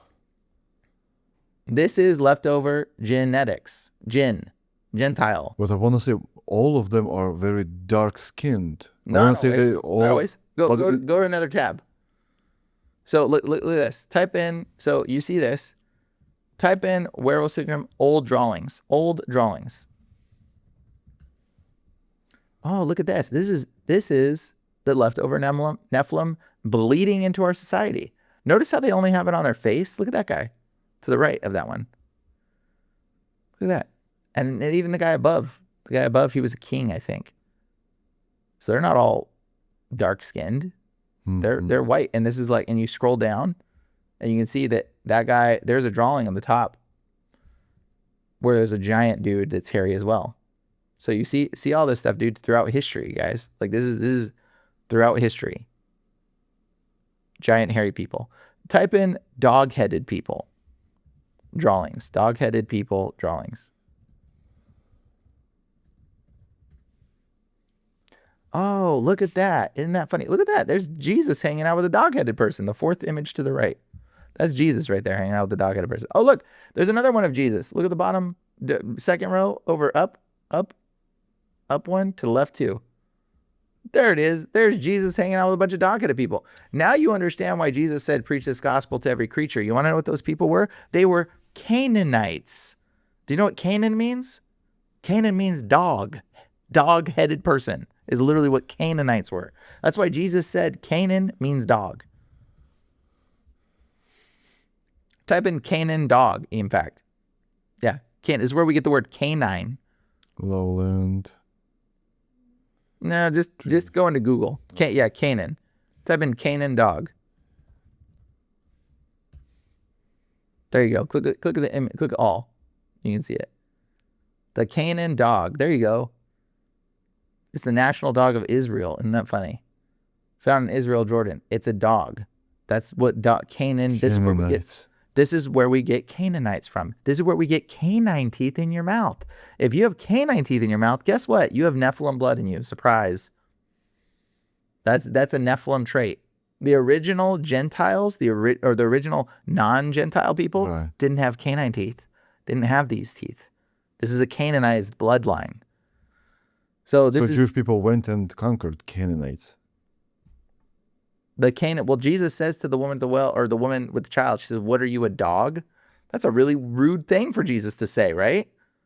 Calls the woman who says, "I need help." He says, "What are you, a dog?" Jesus says, "What are you, a dog?" Call the woman a dog. Yeah. Yes, Jesus did speak to the woman in the phrase. Matthew 15. Yeah. The Canaanite woman begs Jesus to heal her daughter. It is not good to take the children's bread and throw it to the little dogs. Calling her a dog because she was asking for healing. Isn't that weird? That's kind of mean of Jesus, right? The meaning, children equals Israel, little dogs are Gentiles, non-Jews. Yes, Lord, even when the little dogs eat the crumbs which fall from the master's table. O woman, great is your faith, let it be to you as you desire, and heal the mean. There you go. So here's the deal. What Jesus was saying was, even to the Canaanites, to all creatures, preach this message. Even he did a miracle for a woman who was a dog woman. She probably had hair on her face, probably had sharp teeth when she came up to Jesus. He said, "You're a Canaanite. Like, what are you, like a dog? It's not good for us to give healing to the dogs." But he did heal her. He did give it to her. And then after, he said, preach this message to every, because it was a foreshadowing that even the genetically hybridized difference would be important. Do you see what I'm saying? Like, this is why the Jewish people call us pigs or dogs. Isn't that funny? Why they call us that? Because we all got canine teeth in our mouth because we've been hybridized with the Canaan dog. It was a Nephilim hybrid race. This is why they say they're special. God's chosen people, which is not true anymore. Like, we are all human mostly. We do have leftover Nephilim genetics. That's why there's certain diseases that persist in people's bodies. They're all tied to animal mixing of genetics and genomes. And so, like, all of it, all perversion in our genome is mixed with animal Nephilim hybridizing that's created the diseases that we have today. And so the original Jewish people, the original ones, didn't have canine teeth. They were pure human. That's why when Jesus came, he was the Son of Man. It's a Son of Man, Son of Man. You're like, why does it say Son of Man? I thought it was the Son of God. Mm-hmm. Yeah, Son of Man means human. It means I'm a human. It means I'm pure human. That's why he was significant until Jesus came. Once Jesus came, it's done. It doesn't matter if you're human or not. Nothing else matters at that point. That's why he said, preach this gospel to every creature. But it mattered up until Jesus came because he had to become pure human to redeem the human lineage, the race of the human. And then everything else is for everybody else. Why don't we see dog-headed people right now, 2025? I mean, we probably killed them all off at this point. But we have remnants of them. You just saw hypertrichosis. That's the remnant leftovers. And we see this kind of stuff left over. And like we see this leftover genetic remnants in multiple different ways. In fact, there's people that have split, they call it cleft lip syndrome. Mm-hmm. What do you think that is? That's like a dog's mouth or the split like a bunny, bro. You know how it's called in Russian? What's it called? We call it volchya guba, which means wolf's lip. Point proven. Thank you. This gives me a whole other option to explain this to people. That's what that means.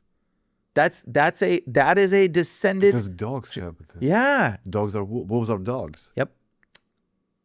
That's another, again, I explain this to people. It's like the Nephilim genetic sequencing has bred in with animals. So all disease that we have today is from Nephilim leftover genetic stuff. That's why that cleft lip is wolf's lip. Like, that's what this means. And it persists throughout all of our culture. All diseases are like this. They're all Nephilim messing with the genome. That's why Jesus healed these people too. Was Jesus healed what the angels broke. That's what he was setting right. So you know disease called lupus? Yeah, lupus. You know how it's called? Dog. Yeah, it's called volchanka from the word wolf. Yep, dog, Canaanite. Kind of interesting when you start to see it that way. It's and like, dude, the Canaanite, and like the thing is, like, the Canaan dog, like the genetic sequencing, we have blood types as well. Right. And certain blood types actually are related to certain traits. There's people that can process meat better based on your blood type because you are more Nephilimized. Like that's what this all stems from. The genetic sequencing is tethered to how much animal Nephilim blood is in a person. Okay, so you want to tell me the original people created by God, they were vegetarians? Probably, yeah. I would say probably, yeah. To some degree. Okay, why then animal sacrifice? You know, that's a really deep question, and I don't have the answer to that one, actually. So, like, I can't give you an answer to that. So, first of all, I respect you more even more because you said, I don't know this. It means you don't have the answer to all the questions. Second of all, I was always wondering, when Cain did an offering to God, how was he supposed to know what offering to do for God? I don't know. It's a good question to wonder. It's like a gap, right? Expelled from Eden, Cain and Abel being born, offerings. From where did they come from? I don't know. Right? It is it's suspicious to me too. And I've tried to look into some of the answers of stuff, and like, bro, the Lord hasn't revealed that to me yet. So I don't really know. Like, I've tried to look into it. I've tried to study it. And honestly, there's not enough to know. There's not enough history. There's not enough things to study. There's not enough connected dots that the Lord hasn't been able to show me yet. So I just don't. So would you say the most fascinating book of the Bible is Genesis? Probably. I mean, I really like. So many elements are missing? Yeah, because I mean, like, it is very fascinating. I love the Dead Sea Scrolls. I like the Book of Jubilees. I like the Book of Enoch. Like, I read texts that you're not supposed to read or whatever, and it's super fascinating because it gives you even more in-depth understanding of these kind of principles and these kind of spiritual things. Christmas tree. Do you want to know about Christmas tree? So you heard the term knock on wood? Yes. Yeah, so it's a superstitious thing because, okay, so this ties into, type in nymph. Okay, tree nymph. Type in tree nymph. Nymph or tree. Add tree. Nymph. Yeah, okay. So tree nymph. See see that right there? There you go. See the image of this? Okay. So back in the day, there's these things called the dryads. Okay. Oh, there it is. Dryads. It even says it right there. See the fourth image over to the right? Top up Wikipedia image, I think. Up one and to the right one. There you go. Yeah, dryads. So scroll down, you can see that these are dryads. All right. So there was a group of people that were mixed with trees, the dryads or the tree nymphs. Okay. This is where they were bred with trees. The goat god Pan, which, do you know who the goat god Pan is? You know what I'm talking about? Type in Pan. I know. I've seen the movie Pan's Peter Labyrinth. Pan? No, Yeah, Pan's Pan. Labyrinth. Pan. God. God. Lowercase. So this is the goat god Pan. All right. And so the goat god Pan, he is. Bro, he's a good guy in Narnia. Yeah, that's because C.S. Lewis is an occultist and he was telling you lies. But don't worry about that. It's a whole nother subject. You're like, your face just what? It's a whole nother subject. But he's. All of them. Bro. Yeah. If they were significant figures in the history, all of them were occultists. Probably, yes. In one way or another. Probably, yeah. So what to read? Well, Tolkien? Can I do Tolkien? So, well, you could just know that what they were talking about and the agenda they were spreading was a Nephilimization of our culture. So, like, C.S. Lewis made the good guy Pan the goat man. Right. Satan, okay? Satan's the goat man. You know that, right? Mm-hmm. Okay, yeah. Pan is the incarnation of, like, the goat. God will separate the sheep from the goats, right? Mm-hmm. So the goat, Pan, is not a good guy. This is where we get the word kidnapping comes from Pan. Okay, it's like the word pandemic comes from this. Okay, yeah, but Pan means transcontinental. I want to say, right? Pan America trans. Yeah, it does also mean means trans. It means like shifting as well, but because there's a pantheon. But the original Pan, so like to panic comes from this goat god Pan. So the original is Paneon in the Arabic derivation. So Pan would come out and kidnap children. He would kidnap them. Kidnapping doesn't mean a kid is being napped. The word kidnapping means a kid is doing the napping. Who is a kid? The goat man. He's a kid. A kid is a child of a goat. That's what the word kidnapping comes from. It means the goat man would come and snatch your children. Okay, this is the root word kidnapping. Okay, so they go. It's not called adult napping. Why is it not called adult napping? Because it's not called alien abduction. Are aliens being abducted? No, aliens are doing the abducting. Do you see what I'm saying? Mm-hmm. Okay, kidnapping isn't mean kids are being napped. It means kids were doing the napping. The kids are the children of the goat, the Nephilim, the fallen angels, the fairy folk. They were the kidnappers. The children of the goat, Satan's children, the descendants, the Nephilim, they were the kidnappers. Pan, the goat god Pan, was the chief of this. So this is where we get the word panic. So like the people would be walking through the forest and they would see Pan, the goat man, would be pop out and people would freak out and they would panic because they were afraid Pan was going to kidnap them. This is where the root word for this comes from. This is where we get like pandemic. It's the same root derivation. It comes from the goat god Pan, who kidnapped people.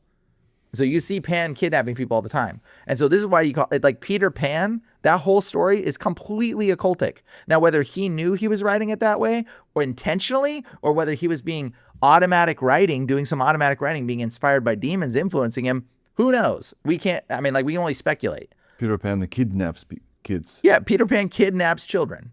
So like you got to think like, was he doing that? I mean, like on purpose? Like when the dude was writing it, like did he know that he was writing occultic? I don't know. And the fairy was good. And the fairy is hanging out with Peter Pan.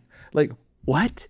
What are you? It's all Nephilim stories, bro. And when they go to Peter Pan's little Neverland, which is actually Nefer actually means Nephilim, like Nefertiti, Nefertiti, the god. Mm-hmm. So Nefertiti was a conehead, one of these kind of things, basically. She was mixed with all kinds of stuff when you look into it.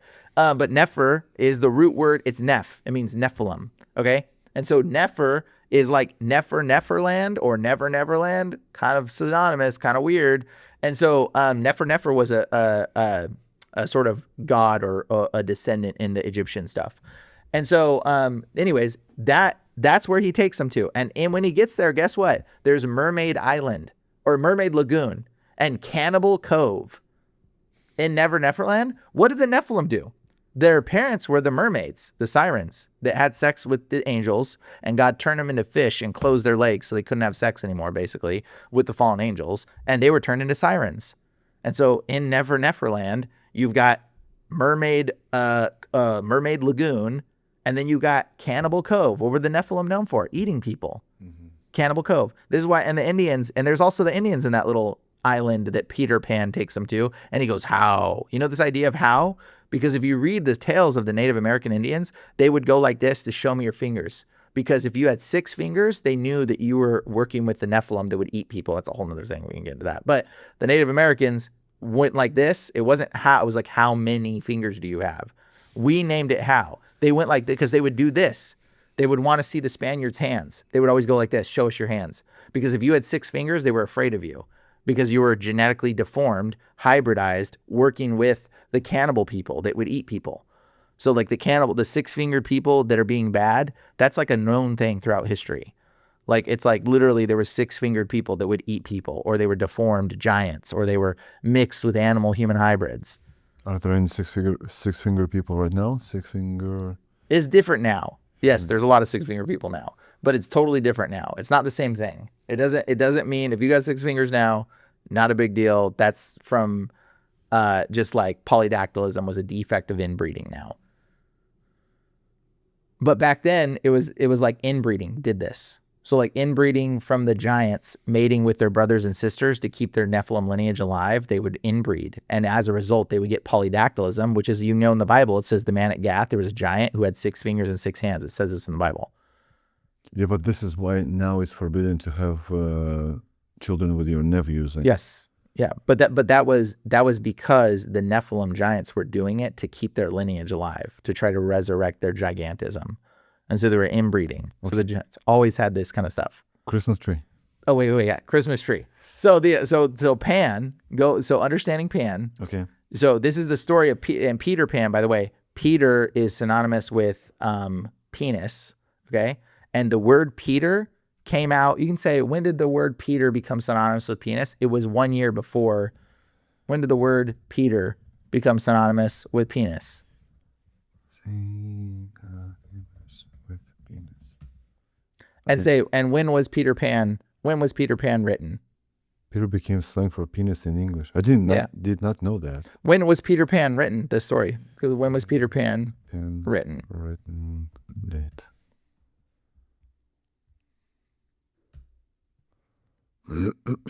And you can just go, oh, 1910 was when the word became synonymous, and 1911 is when the story Peter Pan came out. And you got to ask yourself, that's pretty weird. 1 year after it became synonymous with penis, he writes a story called Peter Pan.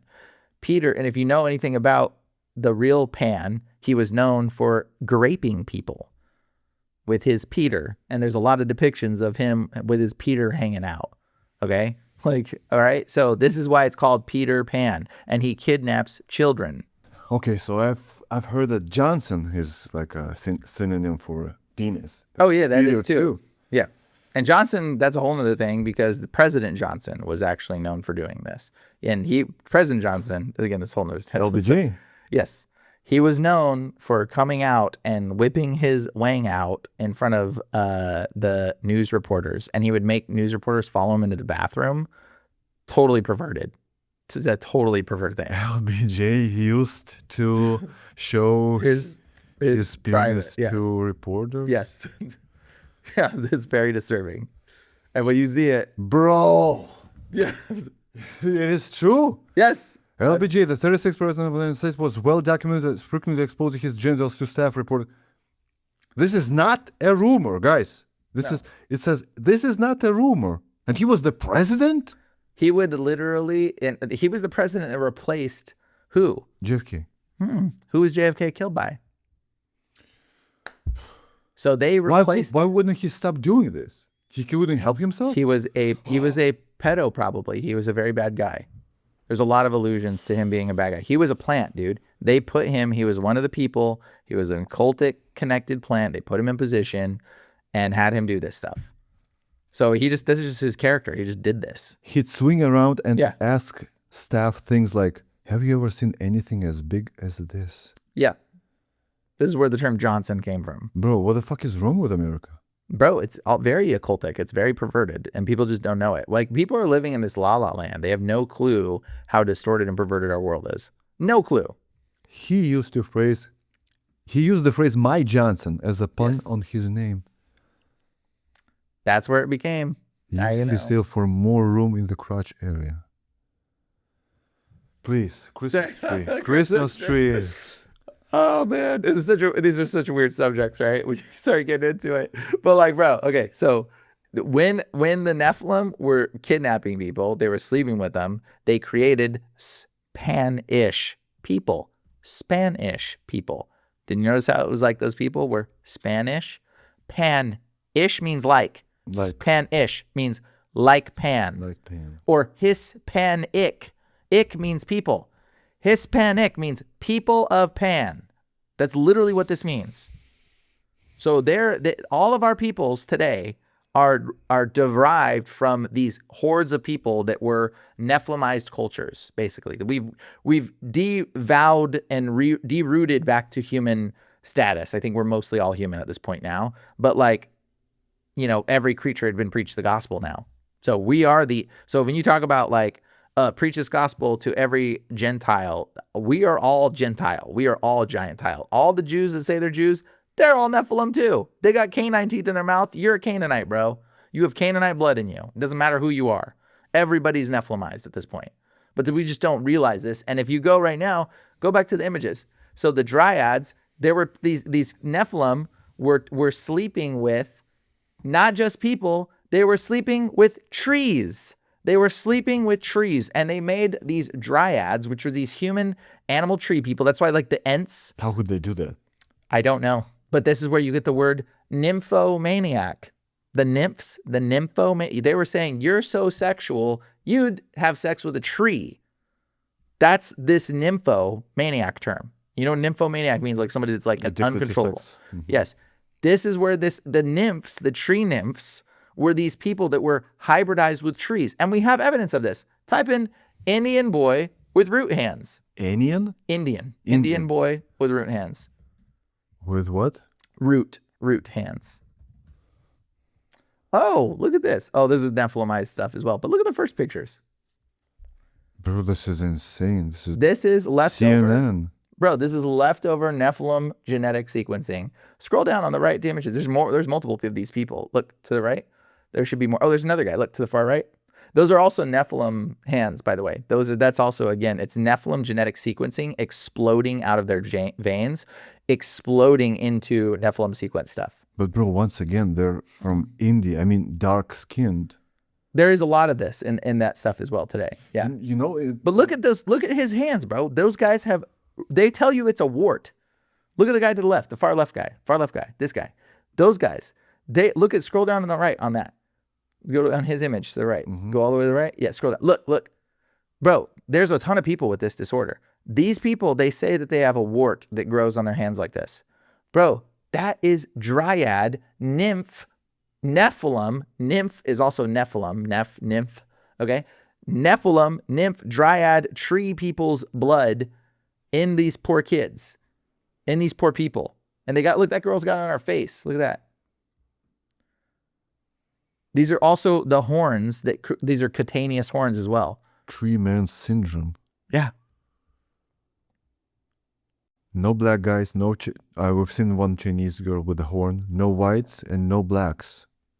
I'm not saying just to be racist, it's just facts, right? This is what I see. That's it. Well, that's just where India, it's Bangladesh, the white Asia. people cut it off. The white people, they try to fix it and they hide themselves because of shame. So there's a lot of people that have their disorders. They don't want to take photos and don't want to post it.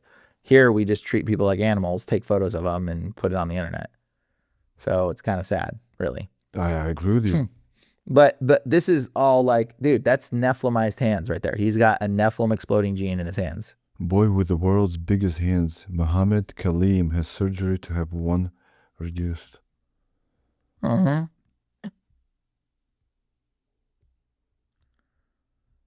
Notice it's got an extra finger too. 1, 2, 3, 4, 5, 6. Yeah.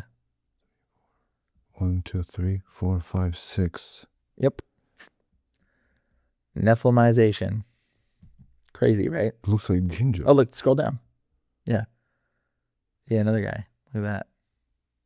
There's also people that have their hands are like this, and there's also people that have feet like this. In fact, oh, you want to see something crazy? Type in old Egyptian split toe socks. Split toe socks. So these are socks that we have found throughout Egypt. And their toes are like this, okay? Smithsonian Magazine. So it's not AI shit. No. Taking a closer look at the old pair of very, very old socks. Oh, just scroll down. You'll see some more stuff. It's very interesting. Now, type this in too. Type in split toe African tribe. Look at that. Bro, that's their feet.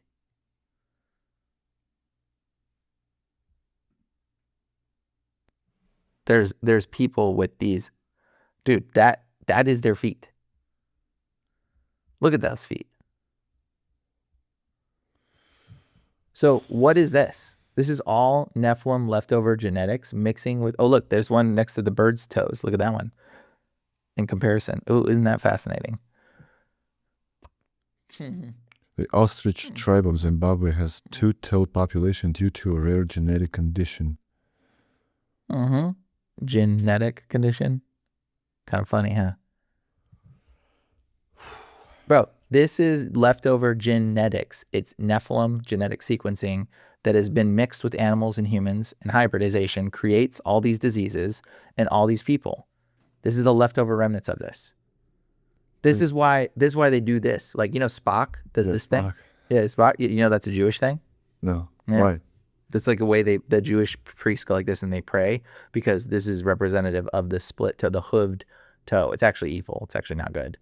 It's not in the Bible. No, it's not in the Bible. But they do that like to show that they are the split hooved beings, because the split hooved is bad. The single hooved is good. The split hooved is, you don't need it. Christmas tree. Christmas tree. So the Christmas tree, dryads, when it comes back to this, the knock on wood is like the spirits would go into the trees. And so a lot of people they'd cut down the tree, and then they would put the tree, the witches would bring it into their house, and they would put bells and stuff on the tree, and they would try to get messages from the dryads, ask it questions, and if the bells rang on the cut down tree, it would give them a message. And then this is how they did it. It's a form of interpretation. It's a form of, how do you say, witchcraft, Spirit call? spirit talking. Okay. So this is what, and like that's the root of this. So like people are like, oh no, it has something to do with Jesus. Yeah. Whatever, dude. Bro, I got two. Two Whatever. Christmas trees. Whatever. But the pentagram on top, right? The red star. Yes. That's why they put the star on top of the pentagram. It's a star. Star is synonymous with fallen angel. And like that's literally star and angel are the same word in Hebrew. And so like you put the star on top, or an angel on top of the Christmas tree, right? Because it's a representation of a pentagram. Yeah, but there are good angels. They're fallen angels, but that's all right. You don't want to make images of good angels. Like, you just not just like, the Lord is not a fan of that kind of stuff. But it's like, you know, all things are lawful, but not all things are profitable. When you understand this stuff, like, and if you feel convicted, then feel convicted. Like, cool. But like, if you don't, then whatever. It's like, it's not like God's judging us. He's looking at our heart, you know what I mean? And he's not like sitting there being like, you're evil. But like, here's what I'll say about Christmas.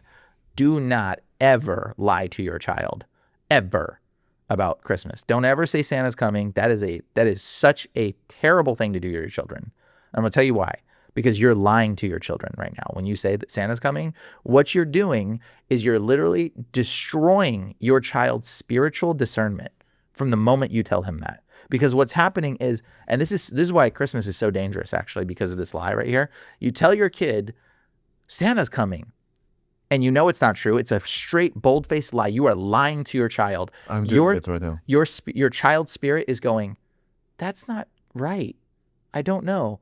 And you're creating confusion in your child. You are divide. This is why people can't tell what's good or bad anymore. because they've been lied to intentionally by the person that is their protector, their father, their mother, the one that's in authority is now lying to them. You are prepping your child to receive deception, and you're destroying your kid's spirit from being able to recognize right and wrong. I know it seems so innocent, but I listen in the spirit and I can hear in the spirit. Thankfully, the Lord's preserved me somehow. I don't know how, but I will tell you right now, when you do that to a child, their spiritual discernment is like you're cutting it. It's like cutting it off from them because they know it's not right, but then they know, but daddy's right, but that's not right. And then now they can't tell what's true or false. And then guess what? Your kid's gonna, you know what? So many people, if you're gonna fall into some deception, I guarantee you were told Santa was real. I guarantee you, your whole life, if you're falling into deception, someone told you Santa was real. That's when it started. You were lied to by an authoritative figure that destroyed your ability to perceive right and wrong. That is such a bad thing. So Santa is real. Earth is a globe. So the sun is 93 miles away from the Earth. We went to the moon. I mean, some of these things you're not in control to have the answer for, right? So like, how do you know? You can say that there's no way we went to the moon, right? But like, how can you determine some of these things? But don't actively lie to your child when you know it's not true. Do you see what I'm saying? Mm-hmm. Like if you can't prove it, cool. But when you actively lie, you are destroying in the spiritual realm. You don't see what's happening. You have no clue what's happening, but you are destroying your ability. Dude, there's kids that can read minds at young ages. There's a lot of kids that can do this actually. And there's whole things about this, but they lose that ability because their discernment gets cut because they get lied to so much and they can't tell what's right and wrong anymore. And that's what's wrong with our whole society. Literally, Santa is real is the problem with the whole society because now we can't tell what's right and wrong anymore. It's so deceitful in the spirit. You don't see the damage, but it's there. It's very much there. And people are totally oblivious to it because they're not thinking spiritually. You're just thinking, oh, it's just I'm lying. You know, I'm playing a trick. Like you are not understanding what you are cutting out of your kid when you do that. You have no clue what you're doing. And it's very dangerous. And it's very dangerous to our society because now you can't look at anything and you can't believe anything. You don't even know what's real anymore. We've lost our discernment as society. We have lost it so bad. And it's very, very sad actually when you think about it. But bro, with all the Sora 2 and all the AI, we're heading towards where we can't even discern whether it's true or not, whether it's You're going to need your discernment a whole lot more because you're going to need to have the Holy Spirit being able to hear you when you look at something and go, that's not right. You have to rely on your discernment. And the world is becoming even more difficult to determine discernment. You're going to need discernment more than ever now. Our society 100% needs to get back to recognizing things of the spirit or we're going to be totally cooked. Right. We have to get back to this. We don't have a choice. But you're saying that we have this right from our birth, right from our childhood? Yeah. Don't ever lie to your children. You have discernment as a children. Okay. You ever heard of the telepathy tapes? No. I know what's a telepathy, but telepathy tapes? They're maybe, I don't know if you can play this, but if you type in telepathy tapes, you just need to watch the first commercial of this. Telepathy tapes commercial. Commercial? Just type, yeah, no, right there. That's it. The first one. The first video right there. That one? Oh, no. That's the video. Click on videos. Let's see. Type in telepathy tapes. Just type in commercial. Yeah, telepathy tapes commercial. I want to make this. My son said, I can hear thoughts. And I said, impossible. And he said to me, you don't get the kind of gifts that I have if you lie. Let's please multiply two numbers. You don't have that gift if you lie. Think about that. I want you to think about that. He said, I can hear your thoughts. These are autistic children, okay, that are nonverbal. They have never told a lie in their life. And they can hear their parents' thoughts. They can read everybody's thoughts, actually. This is a very fascinating phenomenon. But keep watching. And see if he gets it. Okay, what is it? 9, 0, 0. Unbelievable. 1. Maybe shuffle again, Dr. Powell. Oh. Plus 2. So he got the plus, too. I was wondering, because I was looking at the 2 the whole time, and I saw his hand going somewhere else. What is this phenomena happening? Why are his mind and my mind completely connected? I knew that a lot of people would think, boy, Diane's gone off the deep end. But That's the risk any scientist takes when they challenge the current paradigm. Joining us today to shed some light, Dr. Diane Powell. I'm working with children who have been reported by a parent to be able to read their mind. The data was so compelling. She organizes those that I had blocks to by follow color it, with a blindfold even on. though I knew I was risking my scientific reputation. I started testing them, and I found that they were exceedingly accurate. What is the next number? After the medical board took my license away, I had to prove my sanity. And once I did, I said, I'm going to prove that ESP is real. She's MD, right? Dr. Tarrant, he's done these QEEG scans to see what's going on. The biggest overall finding is really this increase of activation across all the brain waves. If there was no change, I would definitely be skeptical. If you can show a consistent pattern, particularly from kid to kid, that's how science changes. You cannot fake this. We want answers like, where does it comes from? I want to know how and what am I supposed to do? We can't all be crazy. We are far more powerful than we can imagine, and the implications are huge for humanity And the planet. So what's this whole project about? Oh, telepathy tapes? Yeah. She basically tests all these kids and videos it and goes through it. It is so fascinating, showing that these kids can, dude, one of the little kids, bro, can see the entire room with a blindfold on. They ask her, like, what can you see? And she's got like a little tablet and she's like, everything. And they're like, what? Like, she goes, they put people in another room and show someone stuff and go, what did you see? The one little kid reads their minds. Okay. They read, you know what she says? One little kid says, I can only do it with people that believe in me. That's what the little kid says. And you're like, that's weird. And the cameraman is a skeptic. He doesn't even believe. And they like ask him, do it with him. Cause he's like, I don't know if I believe this. And she like says like purple bus or something like that and reads his mind. And he's just like, what the freaking heck? Like, what? Like, how did you do this? She's only can't read one person's mind. Her father's mind she can't read, who is a devout Catholic or something like that, I think. And you're like, that's really weird. Because it's almost like, is his mind just so dark that she doesn't want to read it? Or is he being protected by the Lord? It's a really interesting question because this gets into like some demonic stuff that like demons can do this kind of stuff as well. So Jesus said if your belief would be at least the size of a mustard seed, you would move mountains first. Yeah, yeah. And then he said that he can't do anything without the Father. And he can't do miracles when he were at his place. His place, yep. Kind of interesting. And so like, here's the deal though. Like what I'm getting at is like that little kid too. There was one in the clip where she goes 3. The answer is 3. Like, what's the next number? Because whatever she circles, whatever she said, like the little kid knows what you're doing on a thing far away. Mm-hmm. But the minute that kid starts lying, that gift is gone. The minute that kid starts getting deceived intentionally, and she's like, I know it's not 3 in my heart, but you're telling me it's 3. Like, she's going to lose that ability. And that's the sad part. Our humanity is supposed to be walking with authority of knowledge and understanding like this. We're supposed to have this. But like, we dirty ourselves. And this is why you need to be born again. Yeah, because during the Tower of Babel, right? Mm-hmm. So some people say God confused the language. Yeah, but maybe we weren't talking to each other at all. Maybe we were using telepathy. Yep, and maybe the language was being invented. Maybe the language was the invention of language. Maybe, and that was the confusion part.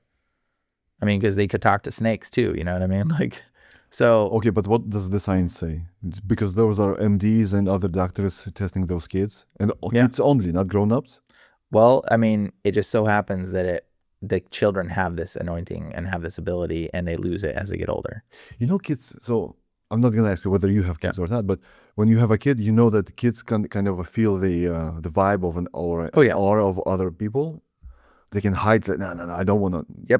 Go even near to that person. It's like they feel it. I don't know how, but they do. It's their spirit, bro. Their spirit is feeling it. So, and here's the thing. If we dirty our spirits, this is why you need to be born again. That's why Jesus says you have to become like a child to enter into the kingdom of heaven. Right. It says you have to be innocent as doves. Okay. He's telling us to return to innocence. Because children believe. Yeah. But it's also returning to that innocent state. Like he gives us the doorway that we can walk into that innocence again, but we have to walk into it and achieve it. And then we have to like try to hold onto it. And the more pure, the more innocent you are, the more the Lord will reveal to you. Like the more spiritual understanding you will get, the more revelations you will get. You'll just like Jesus said, seeing that he knew what they were thinking. It says this in the Bible. Jesus read people's minds. Okay, like this is a thing. But he was God. No, but he did everything that he did as a man until he died. That's the point. That's why he says Son of Man. He said, I will do these things, you will do these things, and greater. We were supposed to do all the things Jesus did.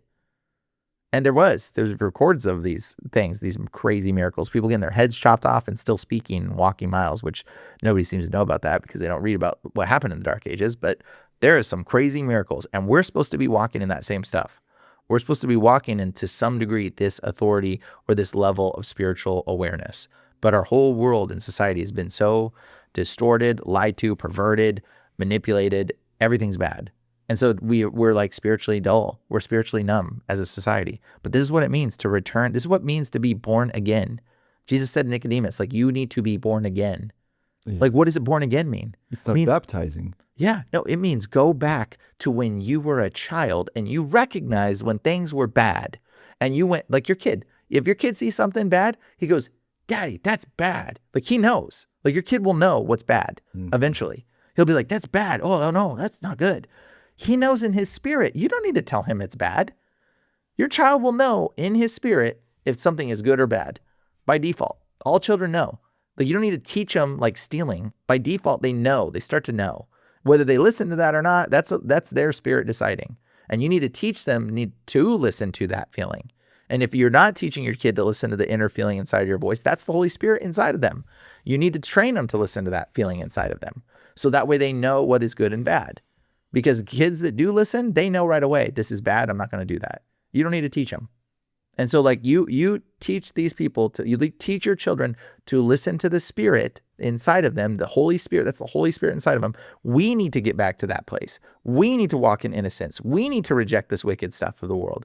This is how we get back into that state of walking in the Spirit. This is what it means to walk in the Spirit. It means to listen, to be in that state of innocence and listen and feel the movement of the Holy Spirit. Because he's already in us. He's in everyone. He's in all of us.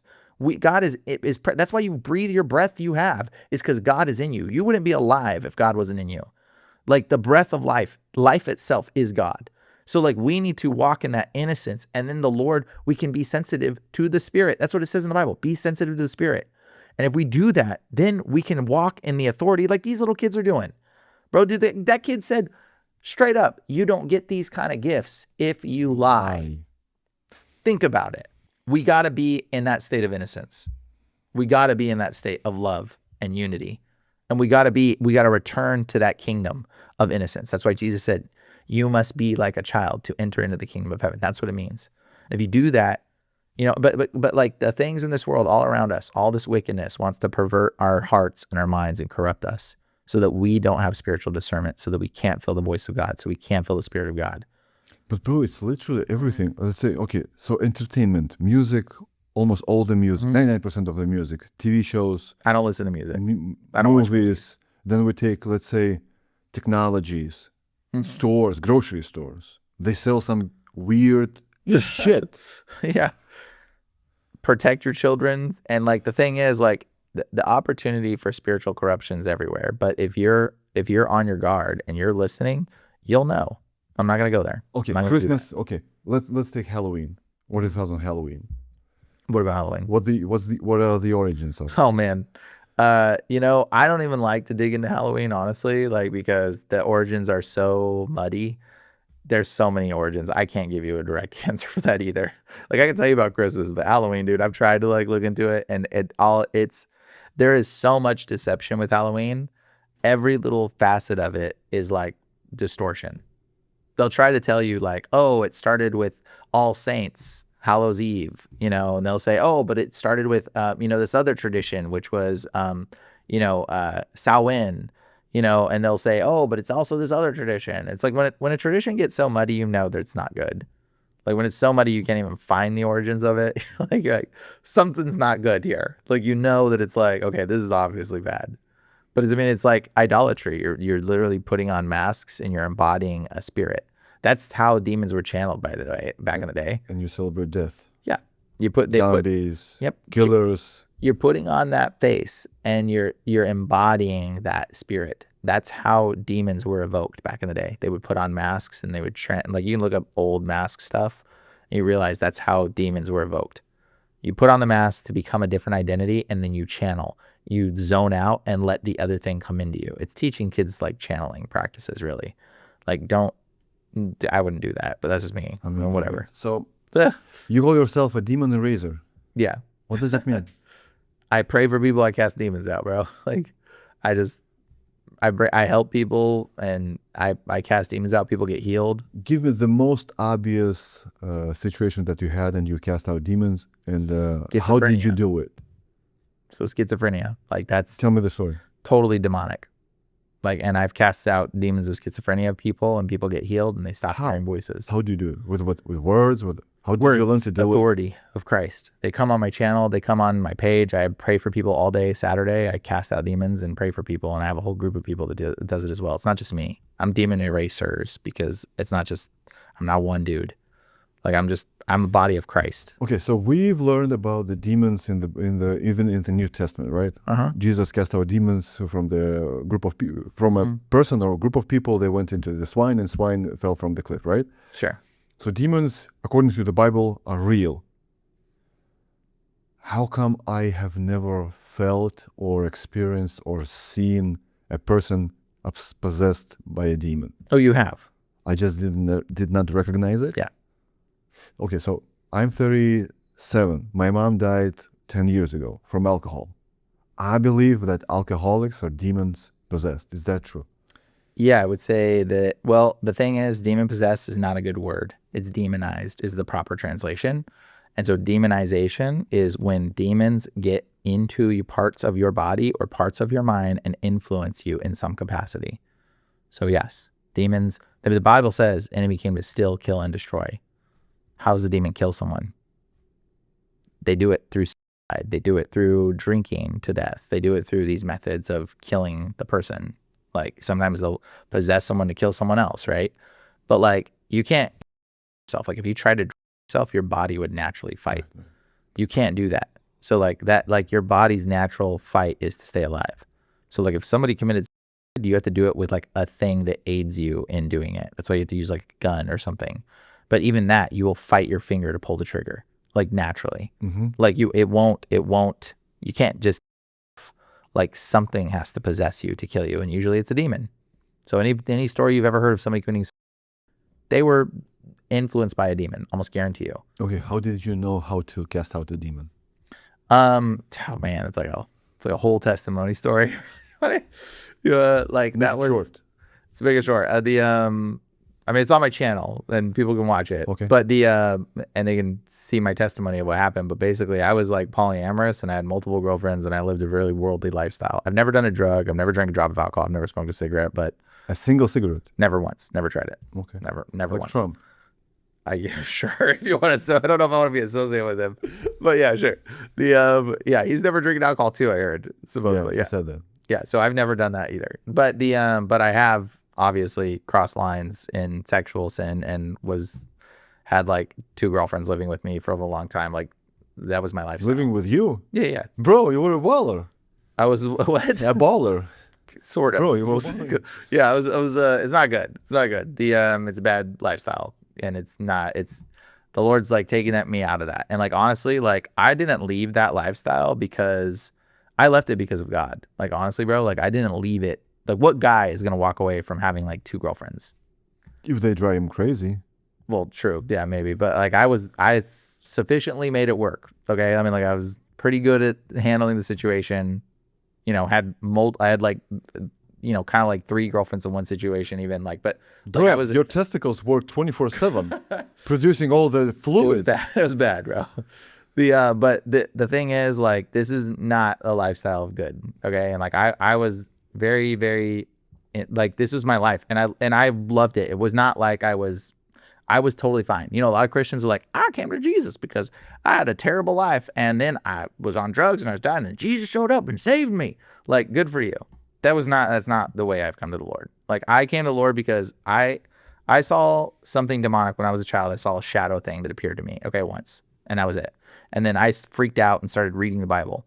I started going to church, made my family go to church as a child growing up. And then I just studied it though like it was fairy tales. I didn't really actually fully like I lived the churchianity lifestyle, but it wasn't like not fully immersed. It wasn't like, yeah, I never felt anything. I never felt any music. I never went and listened to the music and got this fuzzy feeling and nothing.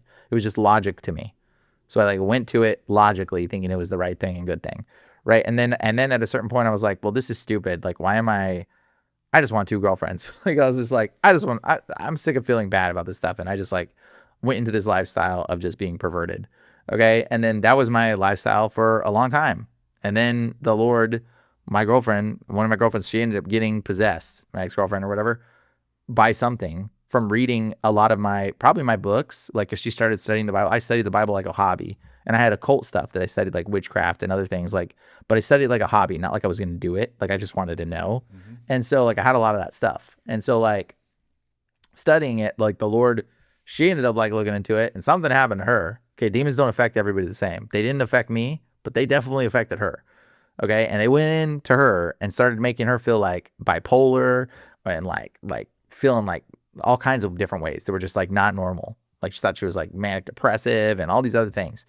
And which today you see people that are depressed. They're probably demon possessed, bro. If you want to give it that word, it's demonized. Okay, possessed is not a proper term because again, demons don't possess your whole body. It's very rare when they possess your whole body. In fact, the only time they can get possession of your whole body is if you're drunk.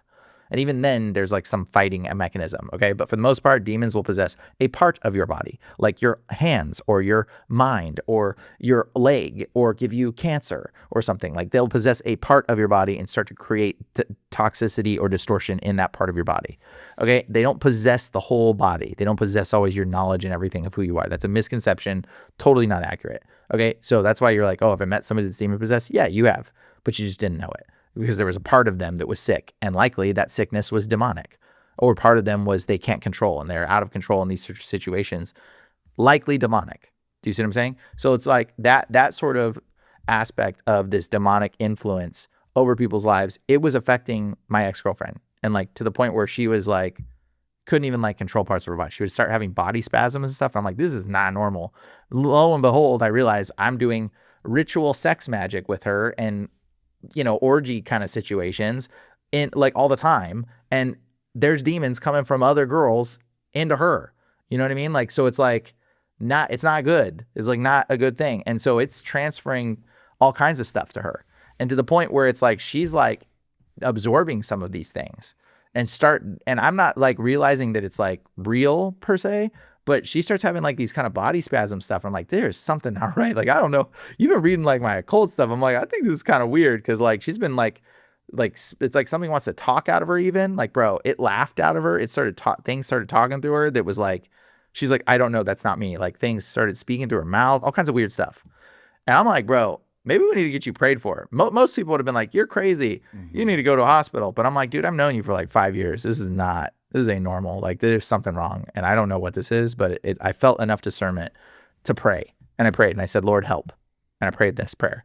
The next day, I hear like a voice in my head that's like, take down your art. And I'm like, what the heck was that? Like, and I had art all over my walls, like naked girls all over my walls and stuff. Like, oh, take down your art. Take down your art. Okay. And I'm an artist. So like I painted a bunch of stuff. So I painted all my girlfriends and put their faces on the walls. And I look up and I'm like, what the heck? And I hear, read my 10 commandments. I read the 10 commandments, bro. The second commandment says, make no image in the form of anything above heaven beneath it and the earth below, and do not bow down and worship those images. And I'm like looking at the picture of my ex-girlfriend or whatever on the wall. And I'm like realizing the moment I read it, the idea of worship comes into my head. It is not worship what you think. It is worthship. And that drawing is worth something to you. And I realized like I'm looking at it and I'm like, I never sold one of these drawings like this or this painting. I just have this cool looking paintings because it's worth something to me because I worthship it. To anybody else, it's not, it's worthless. Right. But to them, it's worthship. And I'm staring at it and I'm like, oh my gosh, I worship women. I'm like realizing it in this moment. I'm like, I'm a violation of the 10 commandments. I didn't even think I didn't realize I was. Like, what the heck? And like the Lord like shows me, and bro, immediately I'm like, okay, if this is God talking to me, this weird feeling that popped into my head, I'm just going to take all my art down. So I take it all down. And then I'm like, okay, Lord, what am I supposed to do? And all of a sudden I have a shelf with all these statues that I collected from video games. And I hear, take them down too. And I'm like, okay. So I just scoop them in a box. I'm like, Lord, what am I supposed to do with this? And all of a sudden I hear a verse, Bible verse, boom, like Deuteronomy 32, I don't know, something. And I'm like, the heck was that? And I hear it again. And I'm like, okay. I pull it up. I Google it. It says none of the condemned things are to be found in your hands. And I'm like, what the freaking heck?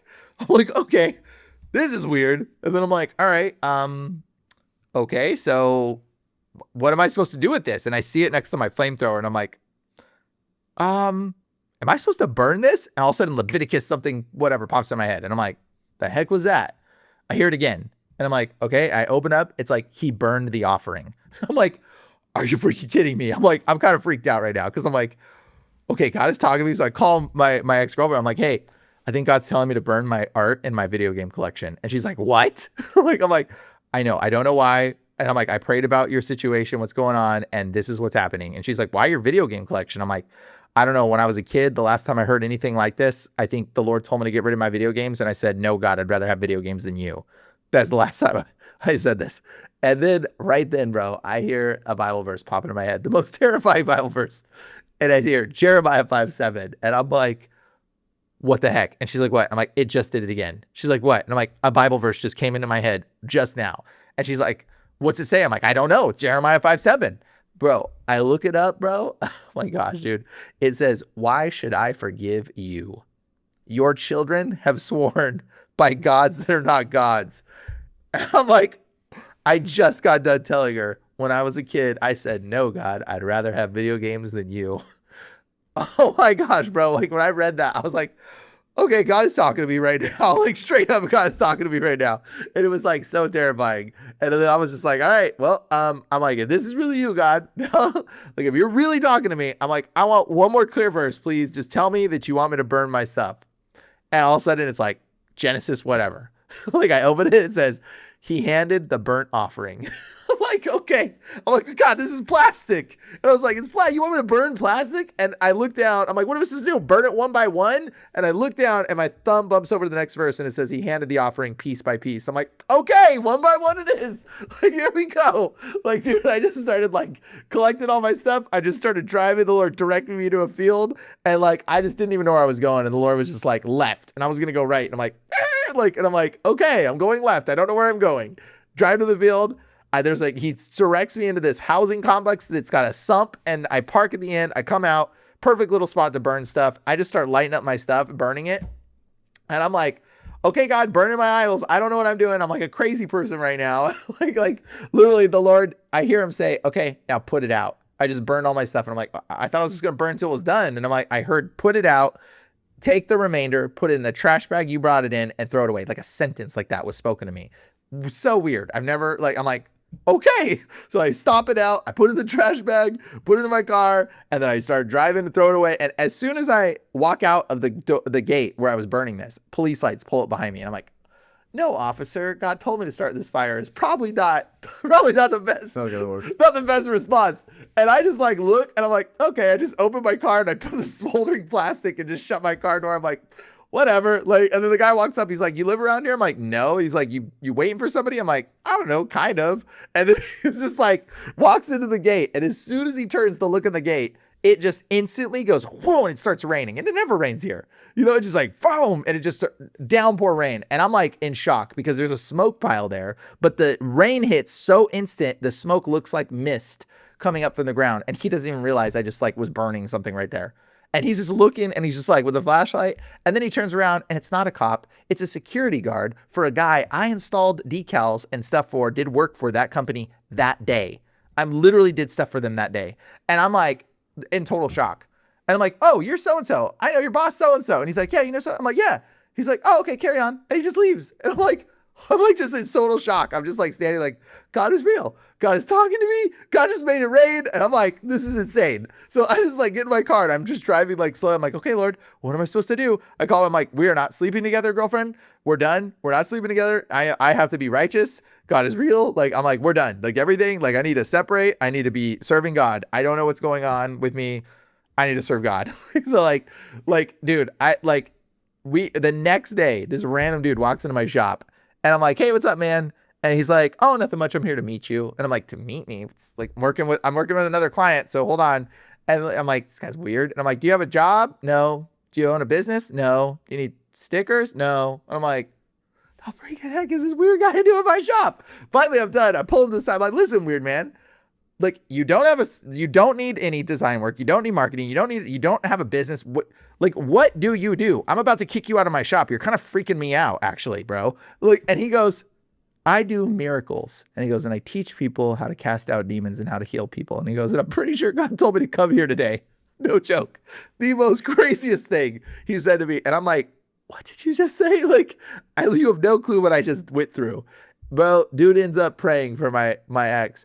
Instantly healed. I've never seen anything like it. And I've been to churches where they like heal people and all that nonsense. And it's so stupid. I have never seen anything like this, dude. Like what? Like she never slept a day in her life all the way through the night that I've seen. She slept the whole night through for the first time in her life that I've seen. And like, bro, I'm like, what the heck?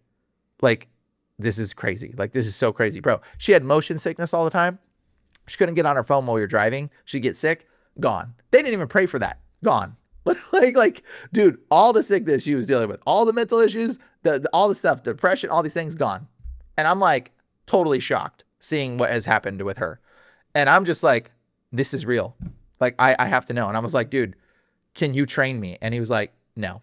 he's like, I'm not going to train you. He's like, your heart is wrong. Because I still had in my head, well, maybe David had multiple girlfriends. Maybe I could just have 2 wives. Like, I still had this thought in my head. And he's just like, no, I'm not going to. He's like, you go before God and find out if I'm supposed to show you or whatever. But the Lord had different plans. He ended up training me eventually, begrudgingly. The Lord was like, you had to train him. And so now this is what I do, dude. I pray for people and I cast out demons and people get healed. And it's not like that silly, stupid stuff you see in church where it's like, pray healing over them, brother. Pray healing. Like, no. I tell demons in the name of Jesus, you will obey me, and I order you to leave. And people will throw up, dude. I've touched people and they've collapsed and like peed their pants. And like, dude, it leaves. And the sickness leaves and the disease leaves, the addiction leaves, bro. Like I don't even bother talking about this, honestly. I don't like to talk about this part of my life because people just think I sound like one of those crazy people. So I don't even. Bro, so 2 things, guys. Follow Brian, Demon Erasers on YouTube. There's going to be a lot of footage and videos on the specific topics and etc. That's first. Yeah. Second of all, we're almost 2.5 hours, I want to say. Oh, shoot. I would love for you to come back and do another episode. We have lots to cover. Yeah. And 3, God bless for everything that you do, because everything that you have shared with me on today's episode, everything we fact-checked, and it was true. Even with LBJ showing his Johnson to the reporters, bro, that was insane. Yeah. God bless you.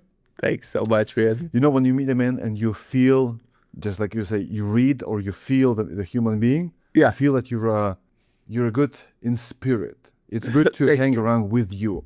It feels like you radiate something good of yourself. So thank you for coming, and God bless you. And I hope to see you in a week or 2 for the part 2, because we have lots to cover. Absolutely, man. I'm totally down. That sounds great. Thanks for having me on, and I appreciate you too. You have good light in you. Thank you. I appreciate it. God bless. You too. What did I tell you in the beginning of this episode? That it's going to be wild and weird, wasn't it? Guys, I have already filmed part 2 with Brian, and the thing is, it's almost 4 hours long. I need your feedback. Leave in the comments below your opinion, whether we should post 1 episode that is 4 hours long, or we should split it in half, 2 episodes, 2 hours each. Please leave a comment below, and as usually, God bless you.